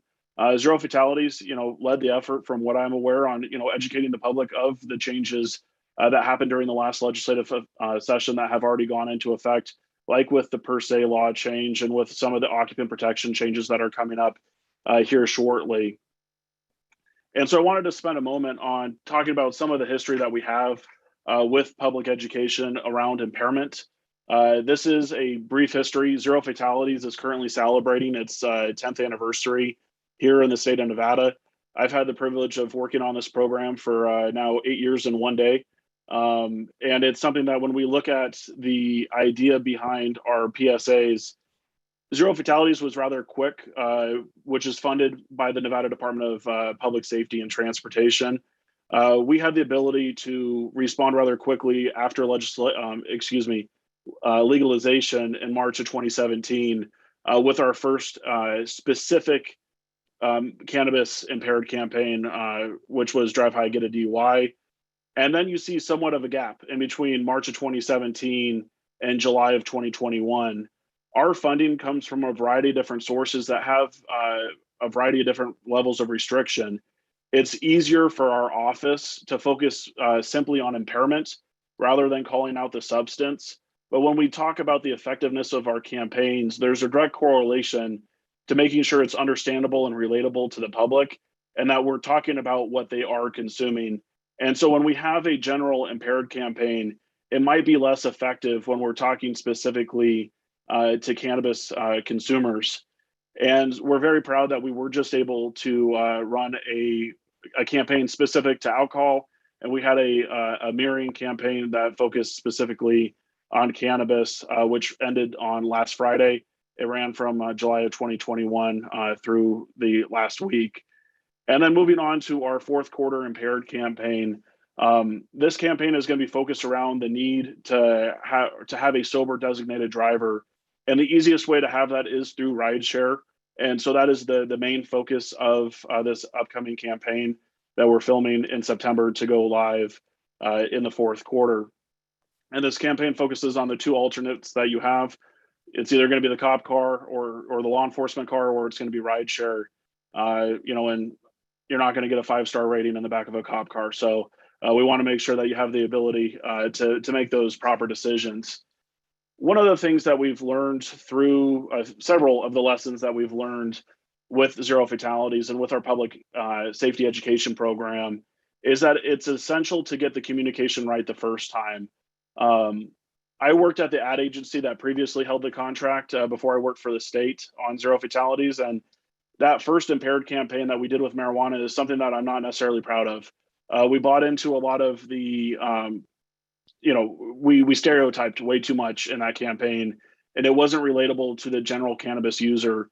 And so through 2017 through now, we definitely have learned a lot with making sure that it's relatable and that we're able to understand. We also have to evolve with the changing dynamics in the cannabis environment. Again, with the law changing with the per se, though we have to change the words that we're using to talk about, is there a limit? Is there not a limit? What does that mean to the general public? We do, as we showed with the AAA study, we do have to educate about risky behaviors of cannabis. And then one of the most important lessons that we learned is working with the industry to collaborate on that impaired driving message. All too often, the government is the only one talking about, these PSAs. And, I did 400 plus interviews last year about traffic safety, and people get sick of seeing you. And, we have to have that combination of efforts to make sure that people are hearing it more than just from our office. This is a quick snapshot of the different approaches that we use to get to zero fatalities and on the program. It's not just a PSA, it's not just a billboard, it's not just a radio ad. It's a combination of efforts that we are working on every single day. And the most important portion of this chart, in my opinion, is our partnerships. When I started managing zero fatalities 4 years ago in the Office of Traffic Safety, we had zero private industry partners on zero fatalities. And over the last 4 years, we've been able to grow that number to past 40. And with your indulgence today, there's just two that I want to highlight to talk about, I think are extremely relevant to this conversation here today. The first one is we're lucky enough pre-COVID in the state of Nevada to have two regional coalitions for zero fatalities, which were spearheaded by Lyft.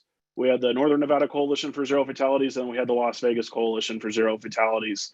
Unfortunately, due to COVID and some of the issues that we have since lost the Northern Nevada Coalition for Zero Fatalities, but we're actively looking to put that back together. But the Las Vegas Coalition for Zero Fatalities remains to be one of the national best practices on how to engage rideshare into the conversation of eliminating the threat of impaired driving from Nevada's roads. And so the Las Vegas Coalition is comprised of several of these partners that you see on here. PT's Tavern is the largest tavern operator in the state of Nevada. They're distributing a controlled substance, which is alcohol. They're one of the more willing partners to make sure that any ask that we do have, we're able to fulfill that with them. And I think there's a lot of similarities that we can see with industry on this topic. But over the last several years, the single largest investment that Lyft makes in traffic safety is here with the state of Nevada. That partnership over the last 3 years has been worth about $750,000 to the state of Nevada with rideshare credit. We did have to change tactics a little bit during COVID just because the economy shifted. And our partners stepped up. We have partners that contribute monetarily into a fund to be able to apply those discounted rides. We've offered anywhere from $5 to $10 off either one or two rides. It's important to get people to and from their destination safely and to eliminate that possibility that they have access to that vehicle after they have been consuming. We don't want them making that decision when they are impaired. And so that's why we prefer to offer a ride to and from. But that coalition has been extremely valuable. Just to give some statistics, this last New Year's Eve, we did achieve zero fatalities in Metro Las Vegas, which is a rarity.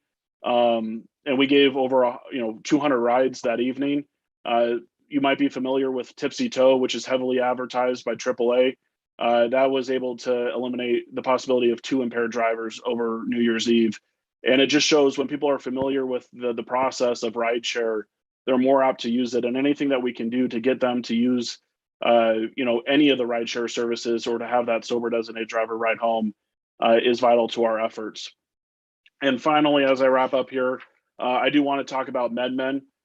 When legalized cannabis started here in the state, with the support of my department and my agency, the Office of Traffic Safety, I was encouraged to go look for a partner or partners in the industry to be able to see what progress we could make in this area. And I'm very proud of the relationship and the partnership that we were able to work with MedMen on. This is just one example that I believe could be utilized as a best practice moving forward. And that's the only reason I'm specifically talking about this one company. But we had the opportunity through the traffic safety community to get them more involved. MedMen participated in our quarterly impaired driving task force meetings to provide their insight and their conversations and things that they've learned along the way, which was vital. They participated in the several of the Nevada traffic safety summits. And then one of the more unique programs that we're able to work in conjunction with them was something called a green lab. And you might be familiar with what a wet lab is. It's when you're training for field sobriety tests, you bring in participants to control their impairment through alcohol. And right before COVID, we were able to do this with a grant. We were able to participate in a green lab for the first time in the state of Nevada, and we used their bud tenders as the participants. And it was a great learning opportunity for both the law enforcement officers that were there and their bud tenders to see the up and the downs and go through the field sobriety tests when they were impaired. And that was a great program that we were able to get done right before COVID hit. Some of the other things that we were working with MedMed on that we were not able to implement before COVID hit that I think are important to what you all are talking about today is the ability to host traffic safety education and that ongoing traffic safety education for their bud tenders and for their staff to be able to talk about the laws and trends that we might be seeing. And then we were working with our VP of hospitality to include a voluntary through MedMen. It wasn't regulated by the state, but an infographic that would also go into the legalese of the purchase bags to talk about the dangers of impaired driving. And we're also talking about on-site signage as well. One of the more successful PSAs that we have run about cannabis impaired driving was a very simple ad that MedMen put on their Instagram. They had 125,000 followers. It was one of the first times that I've seen it this clear and simple from someone in the industry. We live in the greatest state in the union. We want people to have a great time. We just want to make sure that they do it safely. And I think that's, that is our common goal is, have a great time, stay safe, stay healthy. Just, please don't get behind the wheel impaired. That is the bulk of our presentation. And we look forward to answer any questions that you might have.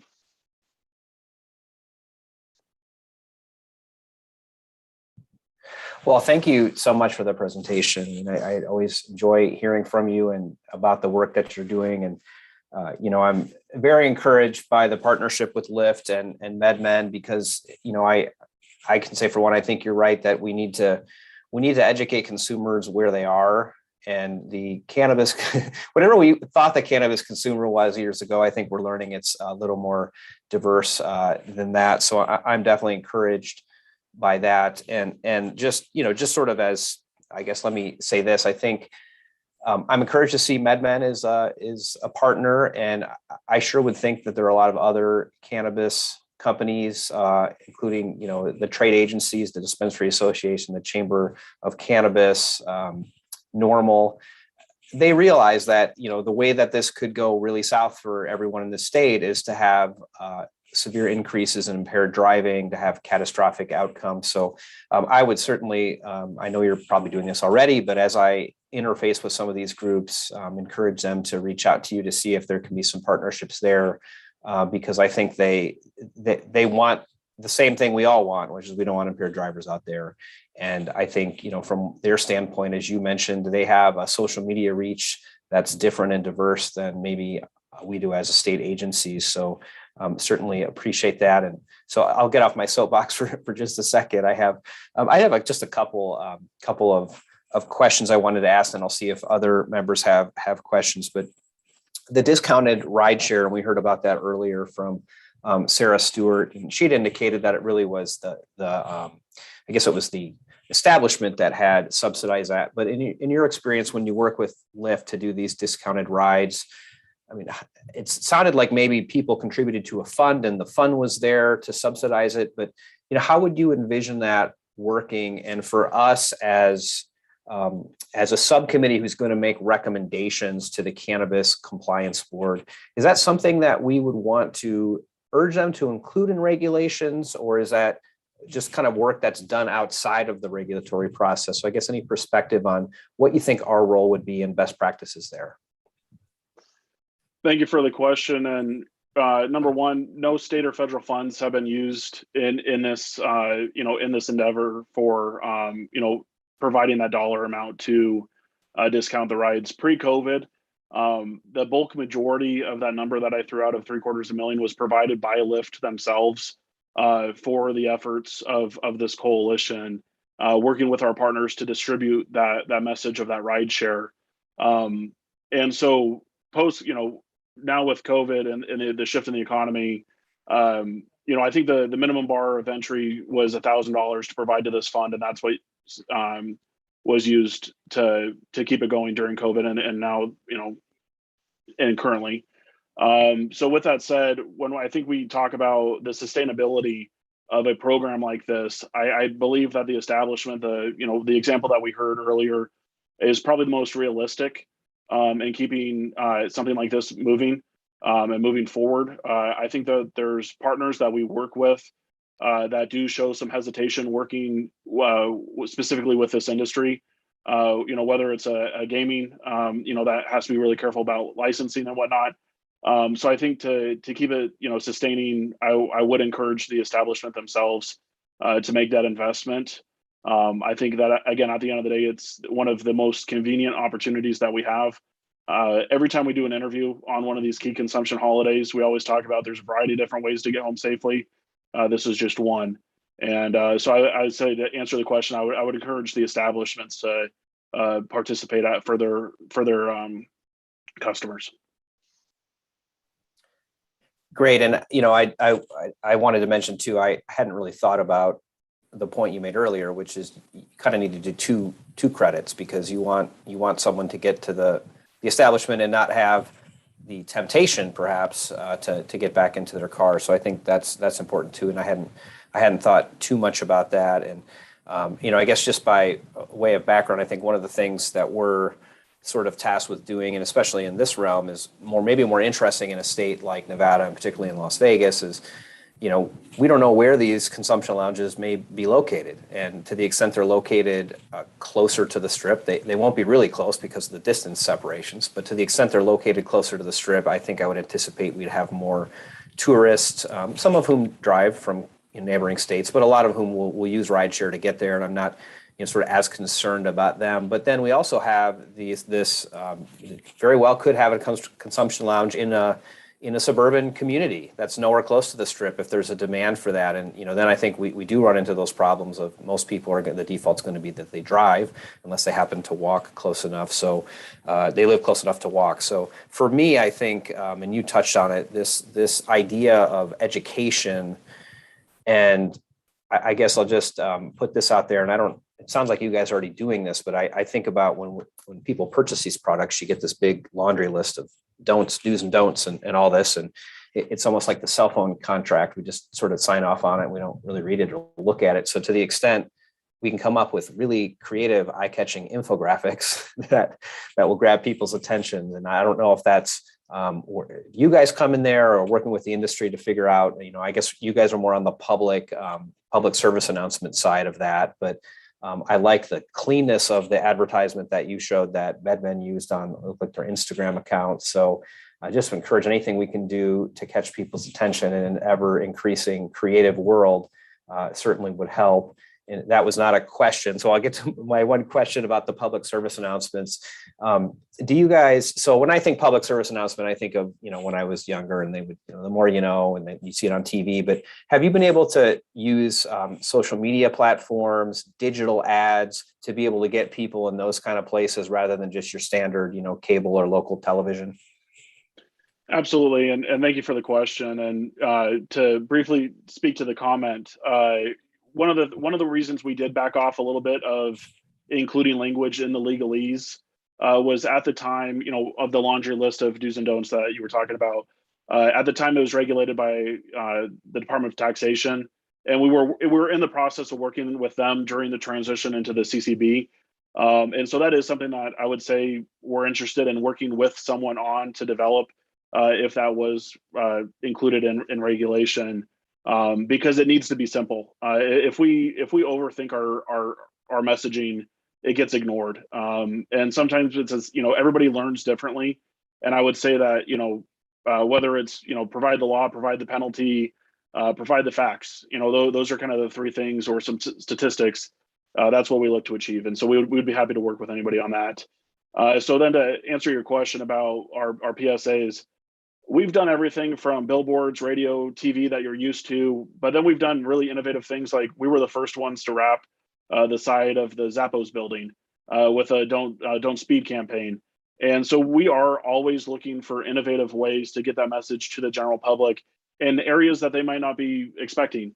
So it's absolutely digital, it's absolutely social.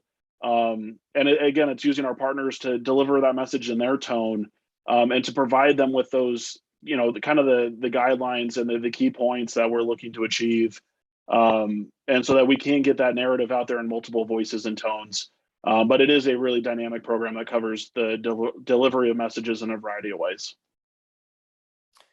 Thank you for that. And I'll say, sure, Assemblyman Roberts can relate, being in the political world, that it's increasingly difficult to reach people. And so, there's so many different mediums. And so I appreciate your work in trying to do that. And particularly with younger, I say younger, I mean, you have to be 21 to consume here, but that's getting young for the age that I'm getting to. So for those younger folks, they're just not on the same platforms that we were. They're not watching cable television or local television. So I think that's obviously important. But I'm going to open it up for questions from other committee members. And it looks like Assemblyman Roberts had his hand up, so we'll go there first. Thank you, Chair, and thank you guys for what you do. I see a lot of your media campaign all the time. I follow you on social media, and so I appreciate what you do. And so much is that really we talked a little bit about it earlier, that in other states they have a training piece or a public education piece in a lot of their lounge regulations, and would love, you don't have to give it to us today, but obviously polydrug use is the leading cause of impaired driving. Love to get some input from you during this process on some simple communications that we might be able to require in that training, or maybe suggestions on the regulation, and then they come to you guys on a regular basis to incorporate current trends. I'd love to get your input on that at some point during the process. You don't have to do it today, but I think it's important that you guys have your thumbs on the scale of current trends, and we need regulations that are flexible enough to allow us to use some good mediums to get to people, especially when they're consuming on property. So love to get that from you in the future. Thank you. And we look forward to that opportunity to be able to provide that. And I think one of the most important things is, what you kind of talked about with the timeliness of the information. All too often we see examples of, I've gone through a state mandated, defensive driving course. I use statistics, from the 90s.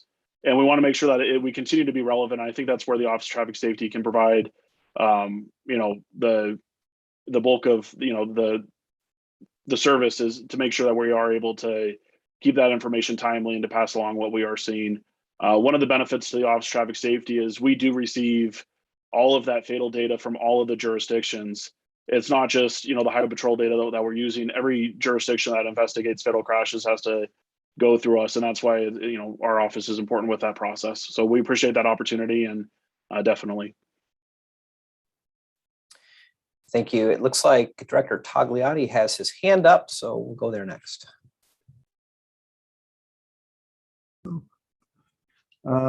Thank you, Chairman. I thank you both. Great job.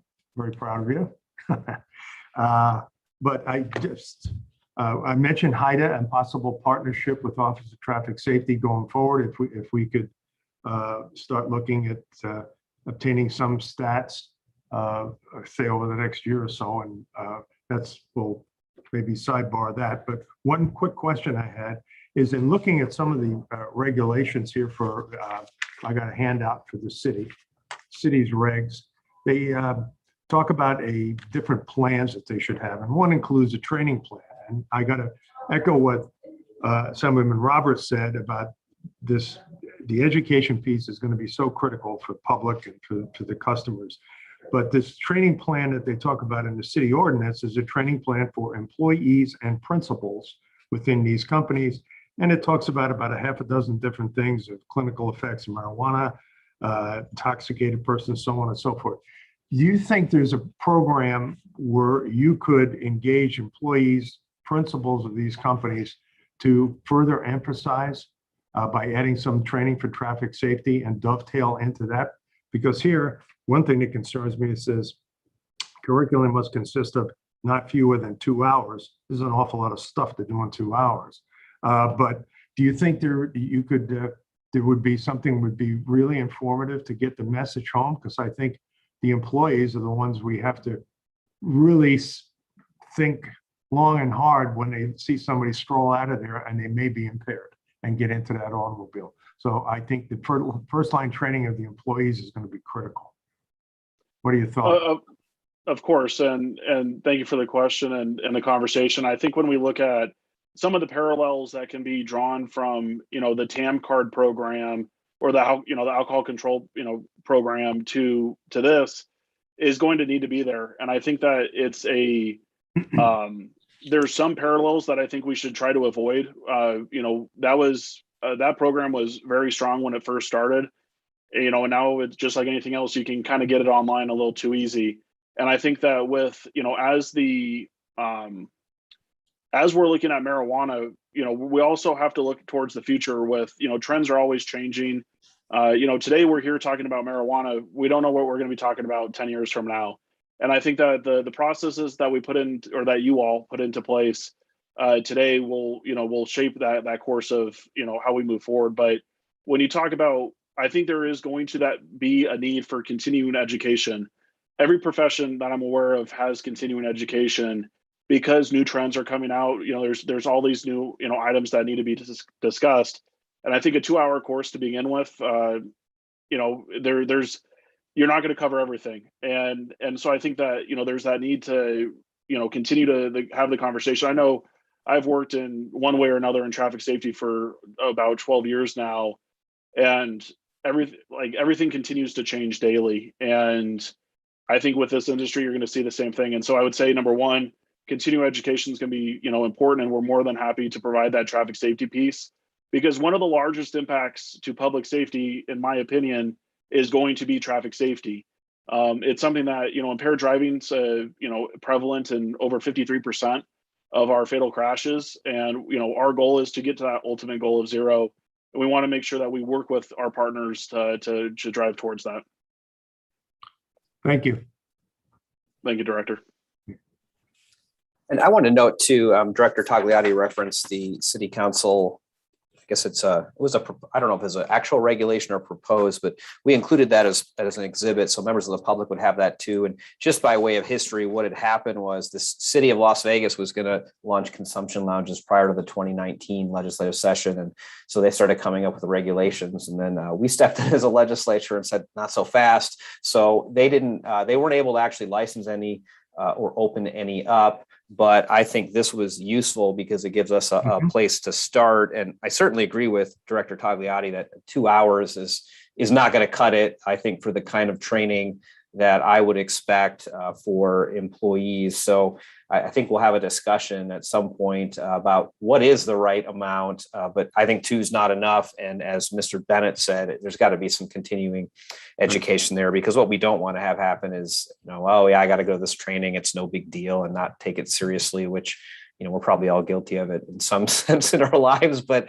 for a new industry, I think it's extremely important. And I really appreciate that idea of the collaboration, because whoever's going to offer these classes, I mean, they may not be the experts on the traffic safety piece of it. So to the extent we can get content, graphics, simple to understand things into those materials in whatever regulatory fashion that's going to happen, I think that's going to be very useful, not just for the employees, but then, when we start talking about what kind of signage and warnings are we going to give to customers in consumption lounges, to make sure that we have that, because I agree as well that the traffic safety piece of this is really, really important. And I think just as humans, sometimes we tend to downplay the risk of impaired driving, because often we think the worst thing that can happen to us is, well, we get pulled over, we get a DUI. But as we all know, there can be catastrophic circumstances from driving impaired that ruin lives. And so we've got to find a way to make that sink in. And I've been trying to figure that out for a long time, and I know our Office of Traffic Safety has as well. But I want to make sure that customers know and employees know that this is not something that you just skip over. Okay, so now I've spoken too much, I think. So Director Tagliati, did you have any response to that or any? No, I agree with you 100%. And I think also looking, I didn't really know the background of this particular rough draft for an ordinance, but I would also think it'd have to be formalized in some fashion for everyone in the industry to follow it and be certified by the board as far as, the different topics and how long, blah, blah, blah, and who's presenting them, et cetera. I agree with that as well. I think that, when we get to that point, that'll certainly be, I would think, one of the recommendations that we'll make is that, in regulations, we need to have some standardization of timing, topics, and all that. And then I think we'll have to decide, and ultimately the CCB will have to make the final decision through the regulatory process of how specific do we want to get, and do we want to formalize those collaboration relationships in the regulation, or do we want to set the parameters? But we can certainly get to that when we start talking about what our formal report will be. But I think there's a lot of opportunity here, and dovetailing on what we heard earlier, it sounds like there are some of these programs maybe in Colorado or California or Illinois. So I think it'd be helpful to get a better sense of what they're doing. And hopefully if they have regulations, we can pull those so that we're not having to draft our own from whole cloth. But I also think we have unique challenges here, particularly in Las Vegas with this sort of drive-in tourism, people flying in tourism, and probably, maybe this goes to overconsumption, but probably more people coming here that don't have experience with cannabis because they're coming from states where cannabis isn't legal. And maybe one of the reasons or one of the things they want to do here is try it. So they may not have that experience that they would have if it's legal in their own state. So I think in terms of the overconsumption, that's important for us, for the employees to be able to give good advice, but also for the customers to know, simple things like don't pop 3 edibles and think you're going to feel something in 5 minutes and then pop 5 more, because that's going to be very bad for everybody involved. Okay, so we had Director Tagliati had a question, and then we went to Assemblyman Roberts. Detective Garber, any questions for the Office of Traffic Safety? Okay, I'm seeing a head shake, and committee, I know we've been at it for a couple of hours, so I appreciate your work on this. And I guess what I'll do at this point is just ask our 2 guests if there's any sort of concluding remarks you'd like to make on this topic. And then, of course, just ask you, and I know you'll say yes, for your continued willingness to help us in getting this right and collaborating on these regulations and well beyond the regulatory process. On behalf of us both from the Office of Traffic Safety, just want to thank the board and Chair Yeager for allowing us the opportunity to be here with you today. The Office of Traffic Safety is, always willing, able, and, come up with another PowerPoint to put in front of you. So we look forward to that opportunity and looking forward to working with you all moving forward. Great. Well, thank you so much. Thank you for joining us here today. And I'm sure we're going to be in touch. Thank you so much. Okay, committee. So that is all that we had in terms of structured presentation. I think that was good information. It was a lot of information, but I did want to just give us a chance to kind of go through some of the agenda items in general, to hear ideas, concerns, things you might like to see in future meetings that we discussed. So, we're still sort of in agenda item number 3, and we've talked quite a bit about traffic safety, which I think is important. And we've talked a little bit about employee training and recognizing overconsumption, education for both the employees and the customers. But I did want to open it up for any other discussion on this topic in particular. You'll see some ideas there. These were just some ideas that I put down. I don't know they have to be in regulation, but do we want to require a dedicated rideshare space? Doesn't seem like that would be difficult to do.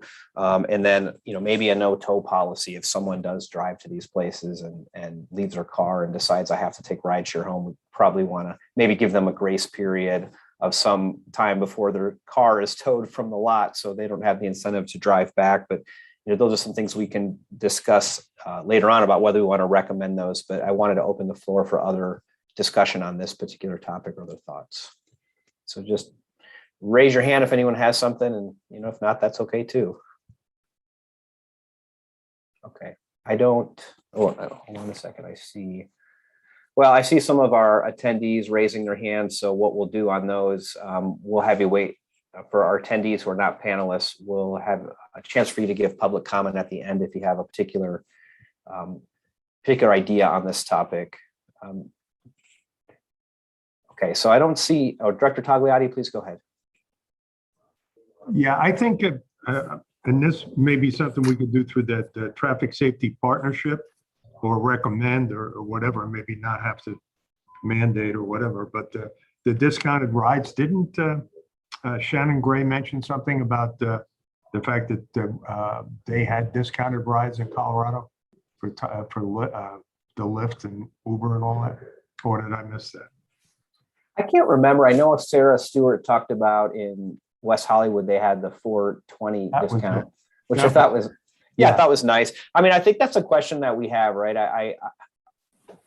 Maybe I just believe too much in good motives, but I would think, if you're operating one of these establishments, like the last thing you're going to want is for someone to leave and get in an accident, even though you might not be legally liable. It's bad for your business for that narrative to be out there. So, my hope is that these businesses will ultimately say, we see this in our best interest to offer these discounted rides. And I think what we'll have to decide as a committee, do we want to recommend that be some kind of requirement in the licensing process through the CCB, or maybe that's something that the CCB can work out, because they're going to have to sort of license and bless these places, much like the local governments. But I do think it's really important for that option to be there. And I'm just thinking about myself, not in the impaired driving arena, but if I know that I got $5 or $10 off of Lyft or Uber, way more likely to take it than I'm not. So I think we should put some thought to that when we get to recommendations of how formalized we want that to be. Right, that was Sarah Stewart, but that might be a way to go. And to your point, it might encourage people, if they're not sure, just go ahead and take an Uber or a Lyft. Right. And then I guess, the other part of that, I suppose, if you're going to be close to the Las Vegas Strip, for instance, they're probably already taking rideshare there. So maybe it's a little bit of a discount that someone doesn't need to have that prompt. So, maybe we think about, is there a way to do that? Or maybe if you're in a location that's going to be further away from a tourist corridor, maybe we make that a requirement for those establishments, because I think logically we can assume more people are going to be taking their own transportation there. But we don't know. We don't know where the places are going to be yet. And I think when we get through we get to the end of this process and make recommendations, we're still not going to know, because the licensing process hasn't opened. But certainly some things to consider. I'm hoping it's going to be some accountability on the part of our folks that have the license to say, hey, this license is worth a lot more than I'm going to worry about $5 off of a Lyft ride, without having to mandate it. I agree. And, I can tell you the discussions that I've had with people who are interested in getting into this marketplace, I think they understand that this has got to be a flawless scenario here for this to work, because it's going to be in nobody's best interest for us to have major problems. So I'm encouraged, but we may want to mandate that for particular locations. I don't think it's going to be all that burdensome, given we're talking on the retail side, a $100,000 application fee. So a few dollars in the Lyft or Uber account would certainly work out. Okay, so I'll go ahead and close agenda item 3. Let's go to agenda item 4, which is security. And there's not a lot on here, but one of the issues that I think I was thinking about, and I think this was provided to everyone, and I think it might have come this morning, so my apologies that it was late, but I had asked the Cannabis Compliance Board to just give us what are the security requirements today for retail establishments, because to be honest, I just couldn't remember what they were. And some of them are in statute and some are in regulations. But I think for our discussion is, do we just use those same security requirements, or are cannabis consumption lounges different enough where we may want to mandate additional requirements on the security front above and beyond what there is in there already?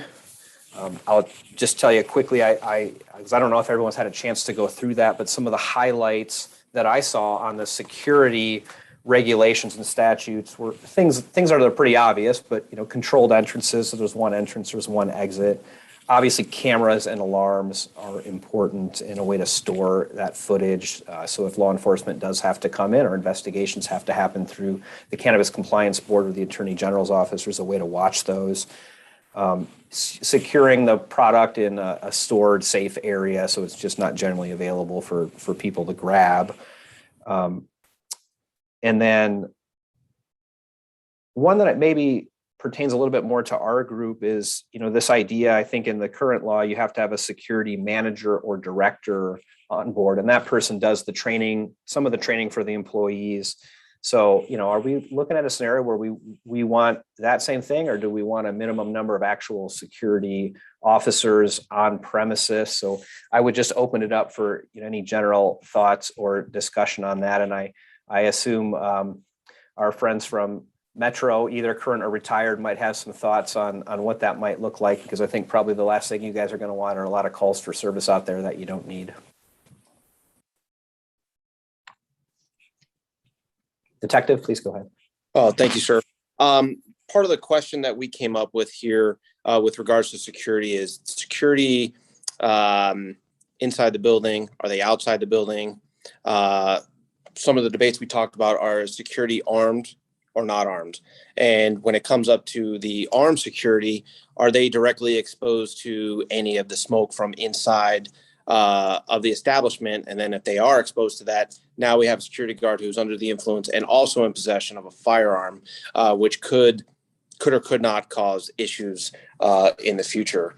And I think that, we want to have the same consistent level of training that we have with the dispensaries, with the smoking lounges too as well, was one of our concerns. And one of the things as far as security goes, we do know that there is a huge black market for the marijuana here in Las Vegas. When it comes to purchasing the marijuana, is the parking lot being surveilled? Is there surveillance? Are people selling drugs in the parking lot or outside the establishment? We know that is an issue right now with some of the dispensaries where people are tracking them down, and your local tourist doesn't know the difference between marijuana coming from the dispensary or coming from somebody on the street. And our concern is with the consumption laws, people just purchasing it prior to going in, where it's a single use, but yet they don't know what they're getting as far as the product goes. So that was another issue that was one of our concerns. Something to talk about for the future. Yeah, I think you make some good points, and I think the vision here, at least for this first iteration of consumption lounges, is that the person will have to purchase it inside the establishment. So, I think pretty clearly we're going to be able to say if there's sales going on in the parking lot, that's something that's not supposed to be happening. But you bring a good point, which is if you have your security's inside, they might not know that's happening. And I think there's always a concern about people bringing in product that they're not supposed to bring in. Much like we'll use the movie theater as an example. People don't want to pay the prices, so they're bringing in their own candy and soda, right? Sure. We don't want that scenario. And so I think those are good discussion points about, what do we want to do? And obviously it depends a little bit on the setup of the place. a small consumption lounge versus a venue with, music or sports being played. And I just think like a Sunday or Monday football sort of venue.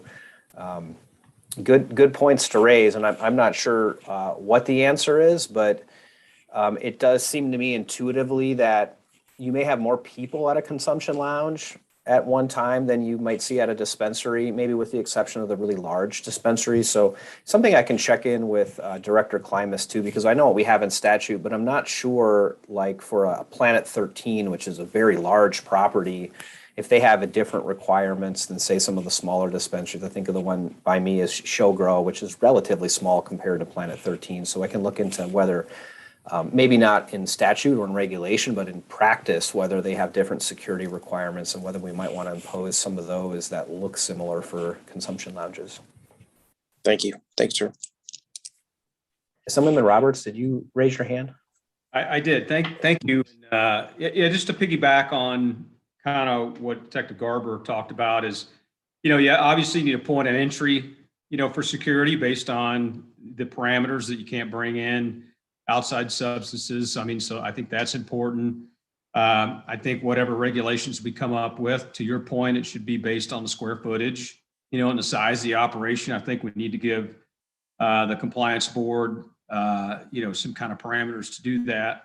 And the other thing, I guess, these are still going to be cash businesses, right? And so, whatever safeguards that we have and the other regulations for cash, as long as the feds continue to have the prohibition on banking, that's going to be a continued problem. So I think those are things that we definitely need to look at. And to Detective Garber's point is definitely the parking lot and surrounding, entrances and stuff for surveillance and camera systems is a must. But pretty much, in the training requirements. And one thing I was going to point out is we had some pretty innovative ideas when we heard the bill regarding the events license for consumption, regarding how to keep the employees from secondhand smoke. And I think we were both in those hearings in taxation for those. And I don't remember what they came up with, but it was pretty innovative with what they came up with. And it might apply to these as well when we talk about safeguard employees and the security as well. And maybe that goes to the health subcommittee, but anyway, if we can get those, maybe I'll take a look at that myself. Yeah, I think that was Assembly Bill 322, maybe. Sort of rings a bell, but I could be wrong about that. I wake up thinking of numbers from prior assembly bills. It's a problem that I have in my life. So yeah, I think that's a good point. And I think a place we can look to, maybe, and I don't know the answer to this, but we're sort of analogizing these to bars in the sense that there's consumption of substances that are going on inside. Obviously, we're not going to have bars, but maybe looking at what the security requirements are in existing statute for those type of establishments. Because I think intuitively, I feel like I know what they are, but it might be useful to see them in writing to see how they're different from what we do with retail stores now, which is not the same as consuming on premises. But I think that's an area we could look at too. And your point about cash is it's very well stated, because as far as I know, I don't think that's going to change anytime soon. I think on a state level, we were trying to do, you probably remember, I think it was a 2019 session, we had some bill about tokenizing or cryptocurrency or some kind of digital wallet that would go through the state to be able to purchase in dispensaries. But I don't know that ever happened or that we ever actually launched a pilot program. So that's a lot of talking with little answers, but I appreciate the suggestion for looking at that. And Director Tagliati, anything else you have on security that you might like to discuss now or have on a future agenda?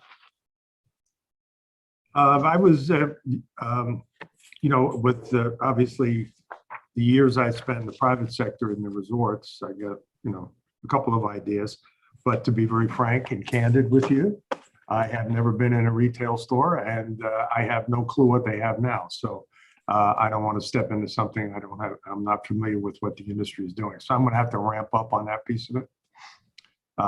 But I think to echo the detective, we got to worry about the perimeter as well as what's going on inside. And that would also, I see there's a lot of camera coverage. And look, I have not read the regs on the security for the retail outlets. So I will by next meeting, and I'll be more up to speed on that. No, that sounds good, and certainly would encourage you to check out some of our retail establishments. I can tell you they're all very different in the way that they look and they feel, and I suspect consumption lodges will be the same way. But you do notice the security when you go into those places. You notice the cameras, and there's always a security officer there. There's always someone checking your ID. There's very secure entry and exit. At least the ones I've seen. And there are so many of them in the Las Vegas metro area now. So I would recommend on your way through town, just pop in a couple of them and see what they're like. And I think that'll give you a good idea. So now I think you have generated some additional discussion. We'll go to Detective Garber and then Assemblyman Roberts. Thank you, Chair. We just had one more discussion, or at least that I wanted to bring up for future discussion too as well.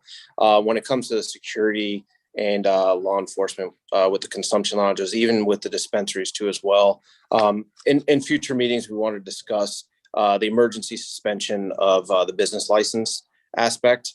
Currently, right now, we do have things set up through the city is a great example where the sheriff or his designee has the ability to issue an emergency suspension of the business where public safety is at risk, where a crime is occurring at one of these locations, and the sheriff or his designee has the ability to come in and shut the business down for a certain extended period of time. And we would like to recommend to the CCB board that something like that might be an indefinite suspension until they could review the incident and then issue the license back together. So something that for future discussion we'd like to discuss. Thank you, Detective. You're welcome, sir. Assemblyman Roberts, did you have another point you wanted to make or a question? Yeah, well, just reminded me of Director Tagliati's background, and the nightclub industry is probably day clubs, nightclubs might be something really good to look at. I don't, because they have gaming license attached to those properties. I don't know if a lot of that is in regulation or where it's at, because a lot of those places are subleased, but they've got some pretty good controls on bringing things in and how to manage those places. And actually, I think Sarah actually talked about that's who they brought in to help manage their security was from nightclubs. So that might be good for us to look at as well. That's a very good suggestion. I am making note of that. I think this is going to be archived as well. So you're going to forever be famous on YouTube, everyone involved in this. And so we'll be able to go back and watch some of this, and we'll make our poor other subcommittee member, Shelley Hughes, have to watch this on streaming. So if you're watching, hello, Shelley, when you get a chance to watch. Okay, so I think we've kind of gotten security up and down. We'll go next to agenda item 5, which is consumption area requirements. What I saw in the materials that I looked at, which again were the City of Las Vegas, and then we had the Cannabis Compliance Board report to the legislature on consumption lounges. It looked like almost universally recommendations were that the consumption area should not be visible to the public and should be a completely enclosed area. That seems like it makes sense to me that we would do that. We're not making the recommendation today, but certainly want to open it up for discussion on thoughts, or in particular, if someone thinks maybe that's not the way to go when we get to the point of recommendations about what the consumption area would look like from the outside.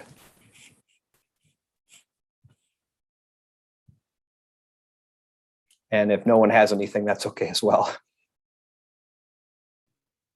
And just Go ahead. one thing, I think you brought up a good point is so we believe all these won't have an outdoor space, right? It'll all be indoors. Yeah, I was gonna bring that up, but to be honest, I couldn't quite remember where we landed on the bill. But I think the idea was it was a consumption lounge.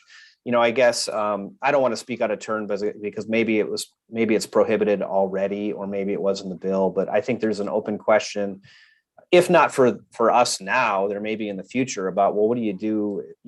There was some example I read in one of the reports about someone having like a back patio or something like that. Like, you think with like a bar area, right, where you might go back and have some drinks on the back patio, and how that would work out. So I don't know whether that's an option under what we have done in statute or not, but I think it's something if it is, it's something we need to figure out. I mean, we can allow consumption in an outdoor patio, and if so, like, what are the requirements going to be, and what might that look like in a neighborhood? My sense is it's going to be a tricky thing to get right. Yeah.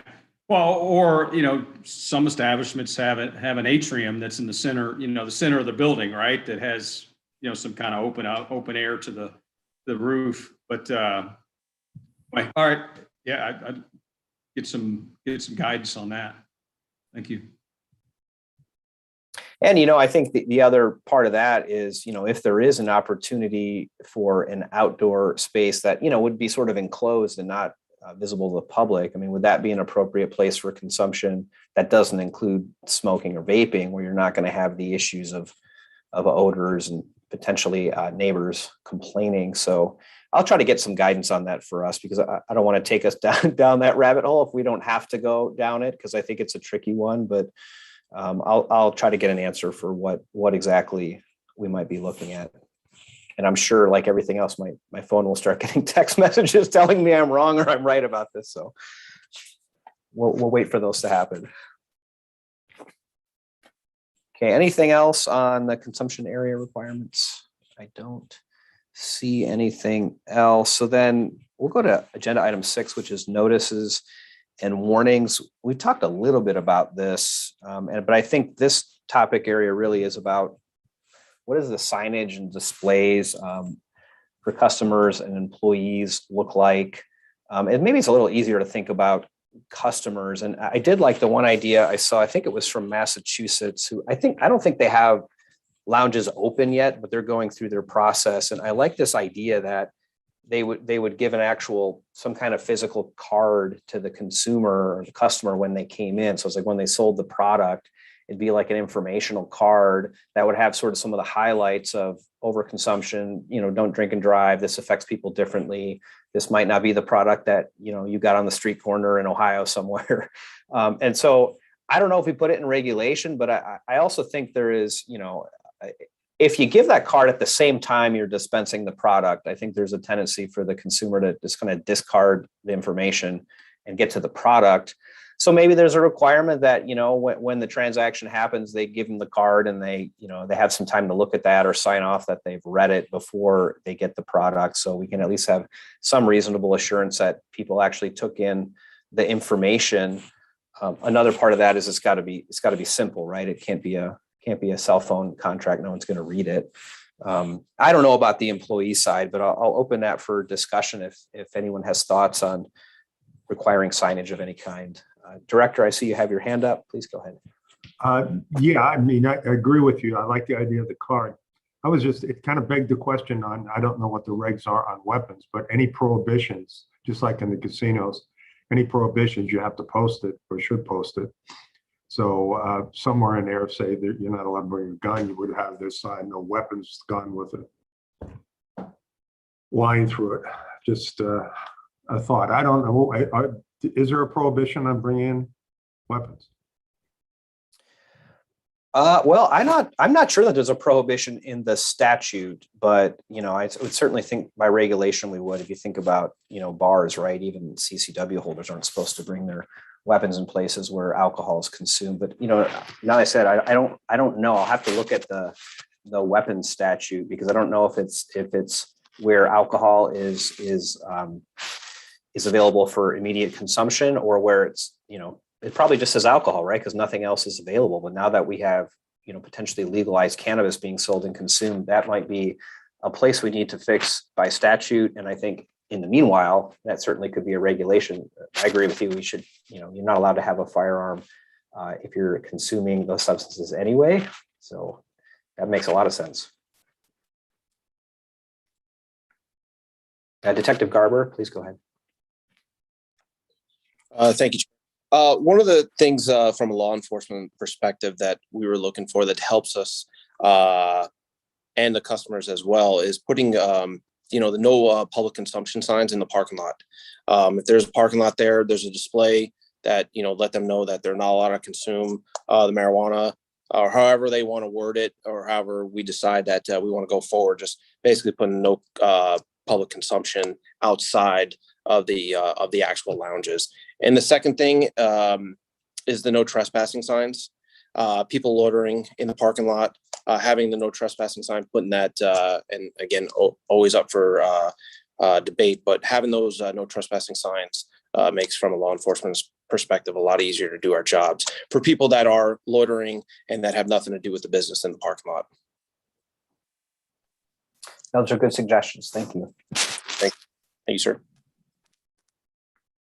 I put display signage for customers, for employees, but, I was just kind of thinking in my mind, like, every business has their sort of all the OSHA stuff that's required, right? But I don't know if there would be additional signage required.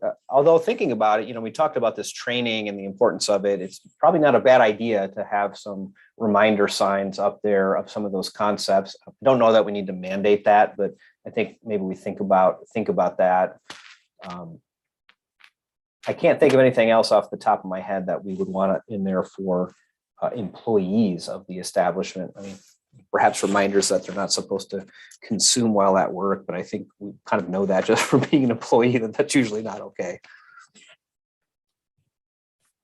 All right, I don't see anything else on notices and warnings, so that'll take us to agenda item 7, which is products and consumption methods. And this was, I thought, a fairly interesting one. We heard a little bit about this from some of our speakers today, and I think there are a few things for us to discuss and ultimately decide what to recommend. And the first one there is the potency limits for single-use cannabis. It was pretty interesting. I thought that Sarah Stewart said their lounge only has very low-grade beverages, which I don't think we intend to limit our lounges that way, but I think there's a question about, how much do we let somebody consume? When you go to the dispensary now, essentially, at least on the edible side, I mean, you can buy a lot of them, but they're basically dosed at 10 milligrams. So I think the question is, do we sort of follow that? And then we have this other wrinkle where, medical patients are allowed to purchase more, and typically they will consume more than adult users. It looked to me like other jurisdictions have limited it to like 10 or 20 milligrams at a time. Then we have the question of, well, what if you have a consumption lounge that's open all day? Can someone come in the morning and consume and then come in 12 hours later and consume? So how do we look at that? The limits, well, I think B is pretty similar, the limits on the amounts of products purchased, but then this disposal of unused products. I mean, I think there's a couple different options, and I saw these in different states' regulations. Some say whatever you don't consume in the lounge, you leave behind and it gets destroyed pursuant to whatever protocol we would come up with. And other places seem to allow you to take product with you if you haven't consumed it. Now, these would be single use, so we're talking very low milligram doses, but I think that's something for us to think about too. Are we going to mandate that you keep it there? Or what if you purchase an edible and you only eat half of it? Can you take the other half with you, or do you have to leave it behind? I guess it'd be sort of analogous to alcohol, right? And it depends on the establishment. If you have, like, you think places on the Strip, right, you really have an open container law. So if you're not finished with your beer, you can just take it out of there with you. Or if you're on Fremont Street, you have to pour it in the plastic cup so you don't have glass. But, are we going to allow that? Or are we not going to allow it? So I'll open that up for general discussion and thoughts on the topic. Assemblyman Roberts.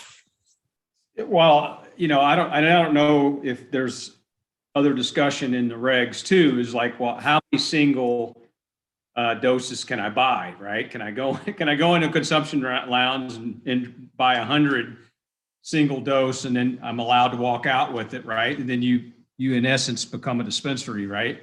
So I mean, I think we need to be cognizant of that when we come up with those regs. And most places that have a liquor license don't allow package sale, right? So if it's open, I guess you could take it with you, but if it's not, then you can't.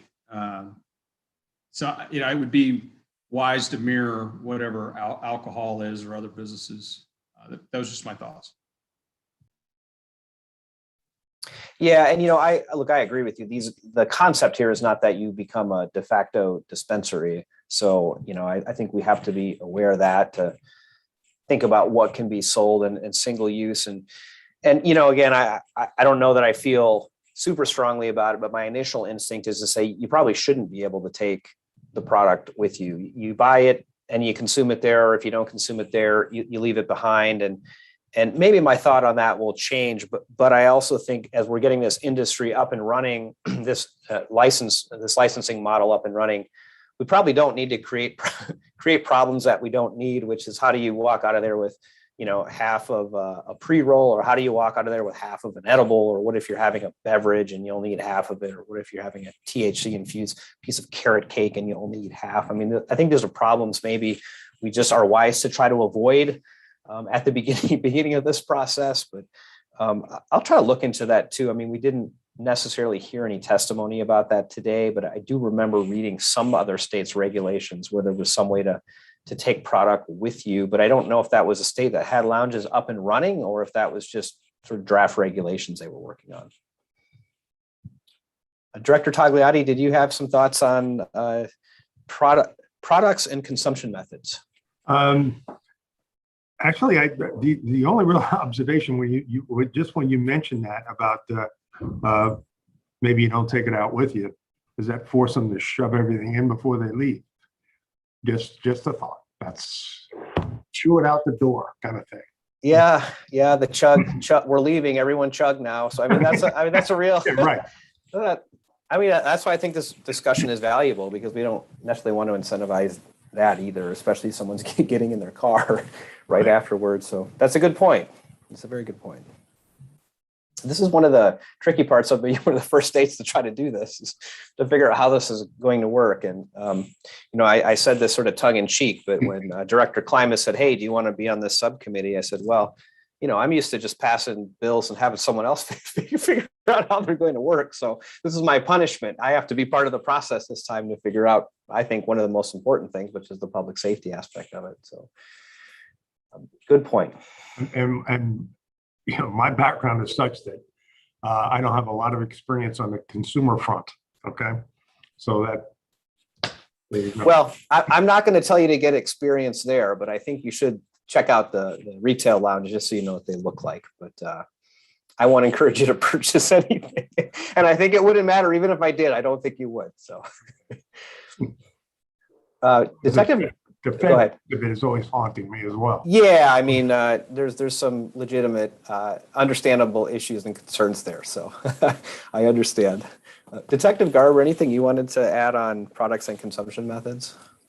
No, I didn't have anything to add. I just know that even in the dispensaries that are regulated, and when they dispose of the product, there's still some times where the product does not get disposed of properly and still makes it out on the street. I think that is an important thing. If they are going to dispose of it, that we do have a plan in place of how they're going to dispose of that. And because we don't want people that work there, they might say, okay, we'll dispose of it, but yet it's unopened. Now I'm just going to take it and I'm going to sell it.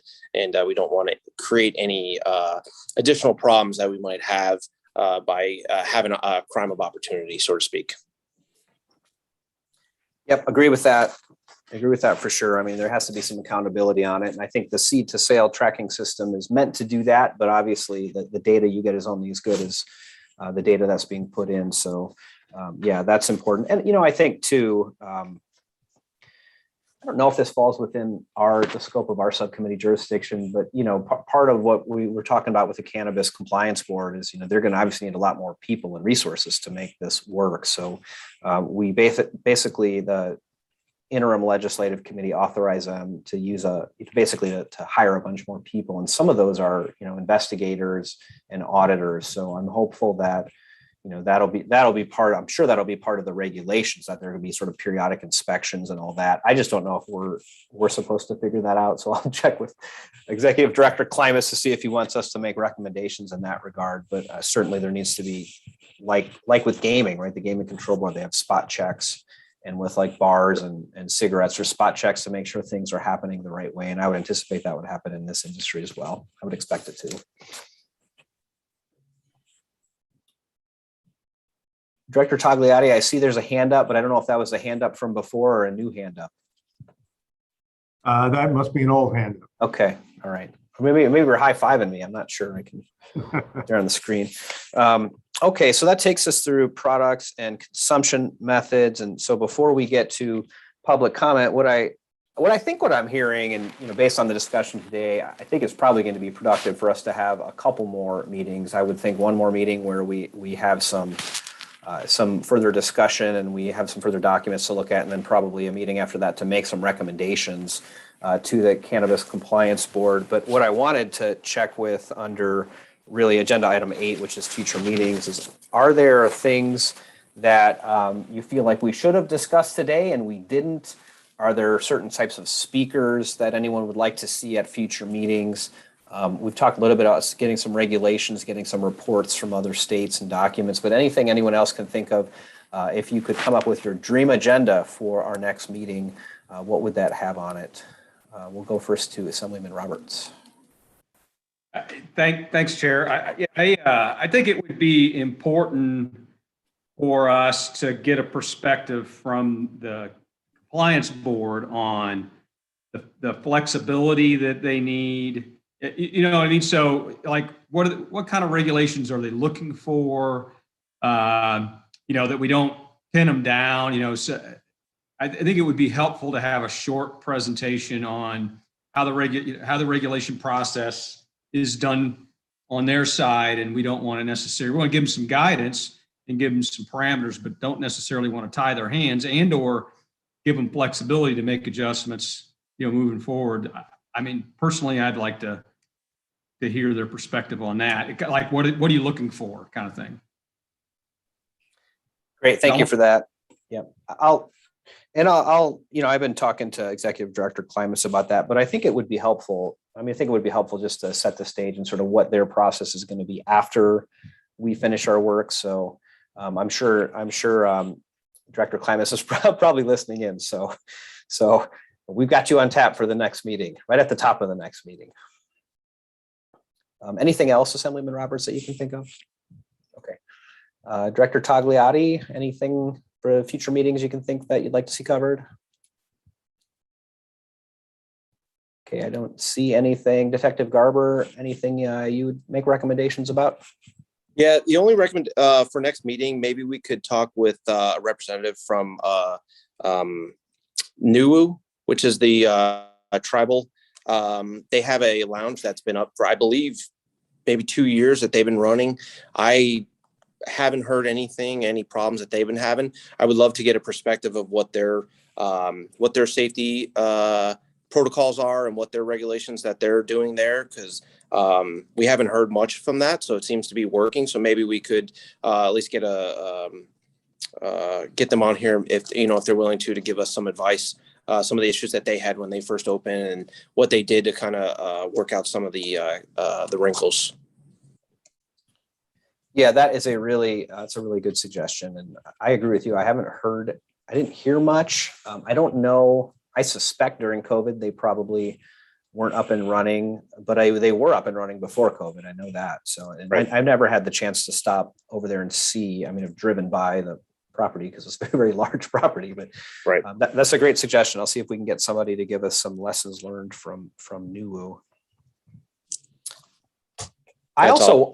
Thank you. Thank you. I also wonder, I'll see if I can reach out to we talked to Office of Traffic Safety, but I think it might be interesting to hear from sort of the local government representatives from our rideshare companies, Uber and Lyft, and maybe just hear their perspective on these kind of programs. Because one thing I think would be helpful to know, and I don't know if we have this data now, but if we're offering that, if the consumption lounges are offering that kind of incentive, it sure would be good to know how many people are using it. And, are these people that are Vegas or Nevada residents? Or are they people that are going to other properties? So, I think it'd be good to know just what information might be available from them to be able to help not just us, but in the future, the operators of the Compliance Board know whether these programs are working and how they're working and how they're not working. So I'll reach out to the folks over there at Lyft and Uber, and I know we have other rideshare places now. It seems like there's a new one every day, but I'll see if we can get some kind of presentation from them on their efforts. Okay, for the good of the order, anything else from our committee members? Okay, I don't see anything else, so that's going to take us to our second to last agenda item, which is our second round of public comment.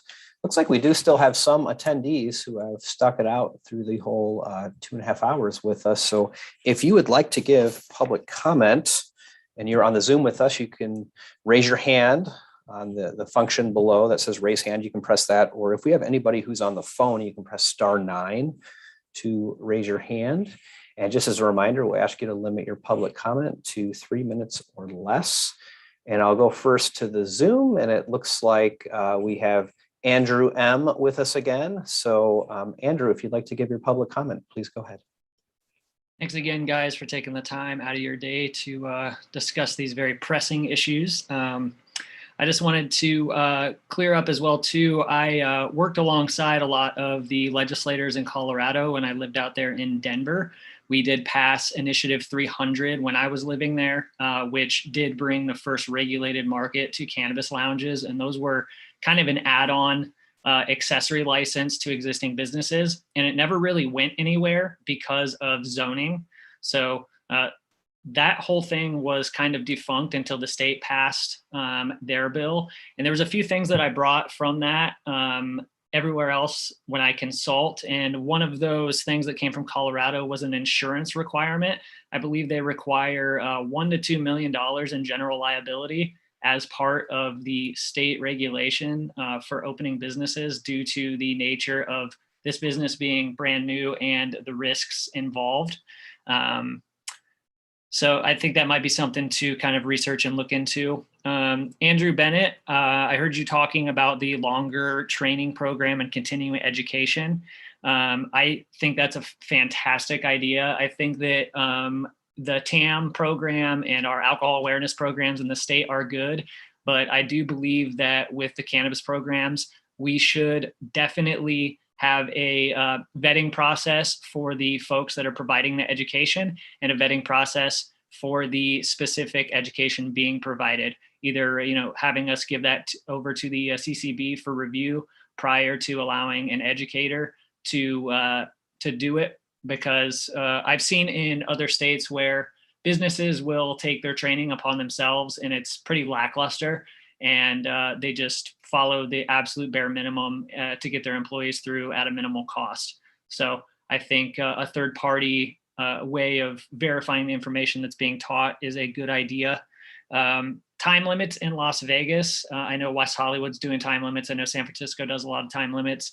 I personally think time limits could be fairly detrimental to the Vegas businesses due to us wanting to, some of my clients are wanting to open up like music venues and nightclubs to where we're going to have to keep guests there a longer time. So more sales would be more revenue on one end, but also keeping folks there to be able to monitor them or allow them to have a good time and not kicking them out after, 30 to 90 minutes at a music venue. And then my last item is leaving product at the venue. So I think to start off, it is a good idea to make sure that the product does stay at the venue. It took us a while to kind of tackle open consumption. So I think it is better for the operator. It's a little easier for us to dispose of product, and we already have those operating procedures already in place with dispensing. So that and the fact of the amount limits per guest, I think we should definitely make sure that people can buy what they need to buy. Of course, we don't want it to be a dispensary because, obviously people aren't going to be buying full ounces. It's going to be all single serve. But if you wanted to buy some product with your friends, I think limiting it to like, say, one joint per visit would be really, really bad for the economy here in the lounge economy as a whole. So that's all I have. Thank you for your public comment. I appreciate your insight into those issues that we discussed. Is there anybody else who'd like to give public comment? If you're on the Zoom, please raise your hand. If you are on the phone, *9 will raise your hand. We'll give everybody a second. We might have worn them down. It might have just been one public comment. So I see we have a few other folks who are with us, but it doesn't look like there's anybody else for public comment. Certainly anyone who's tuning in either on Zoom or on YouTube, if later on you feel like you really had something or you come up with something that you want to convey to the committee, feel free to reach out to me directly or to the Cannabis Compliance Board, and certainly we'll talk with you about your insight and appreciate your willingness to help us out. So I will close public comment. So that is done. And then, committee members, we talked briefly about future meetings, but I think what you'll see, much like last time, I'll take a look at the calendar and you'll get a communication from the Cannabis Compliance Board about potential dates, and we'll get something else on the calendar. So appreciate you all spending about 2 hours and 45 minutes with us today and agreeing to be on this subcommittee. And I look forward to seeing you all again soon.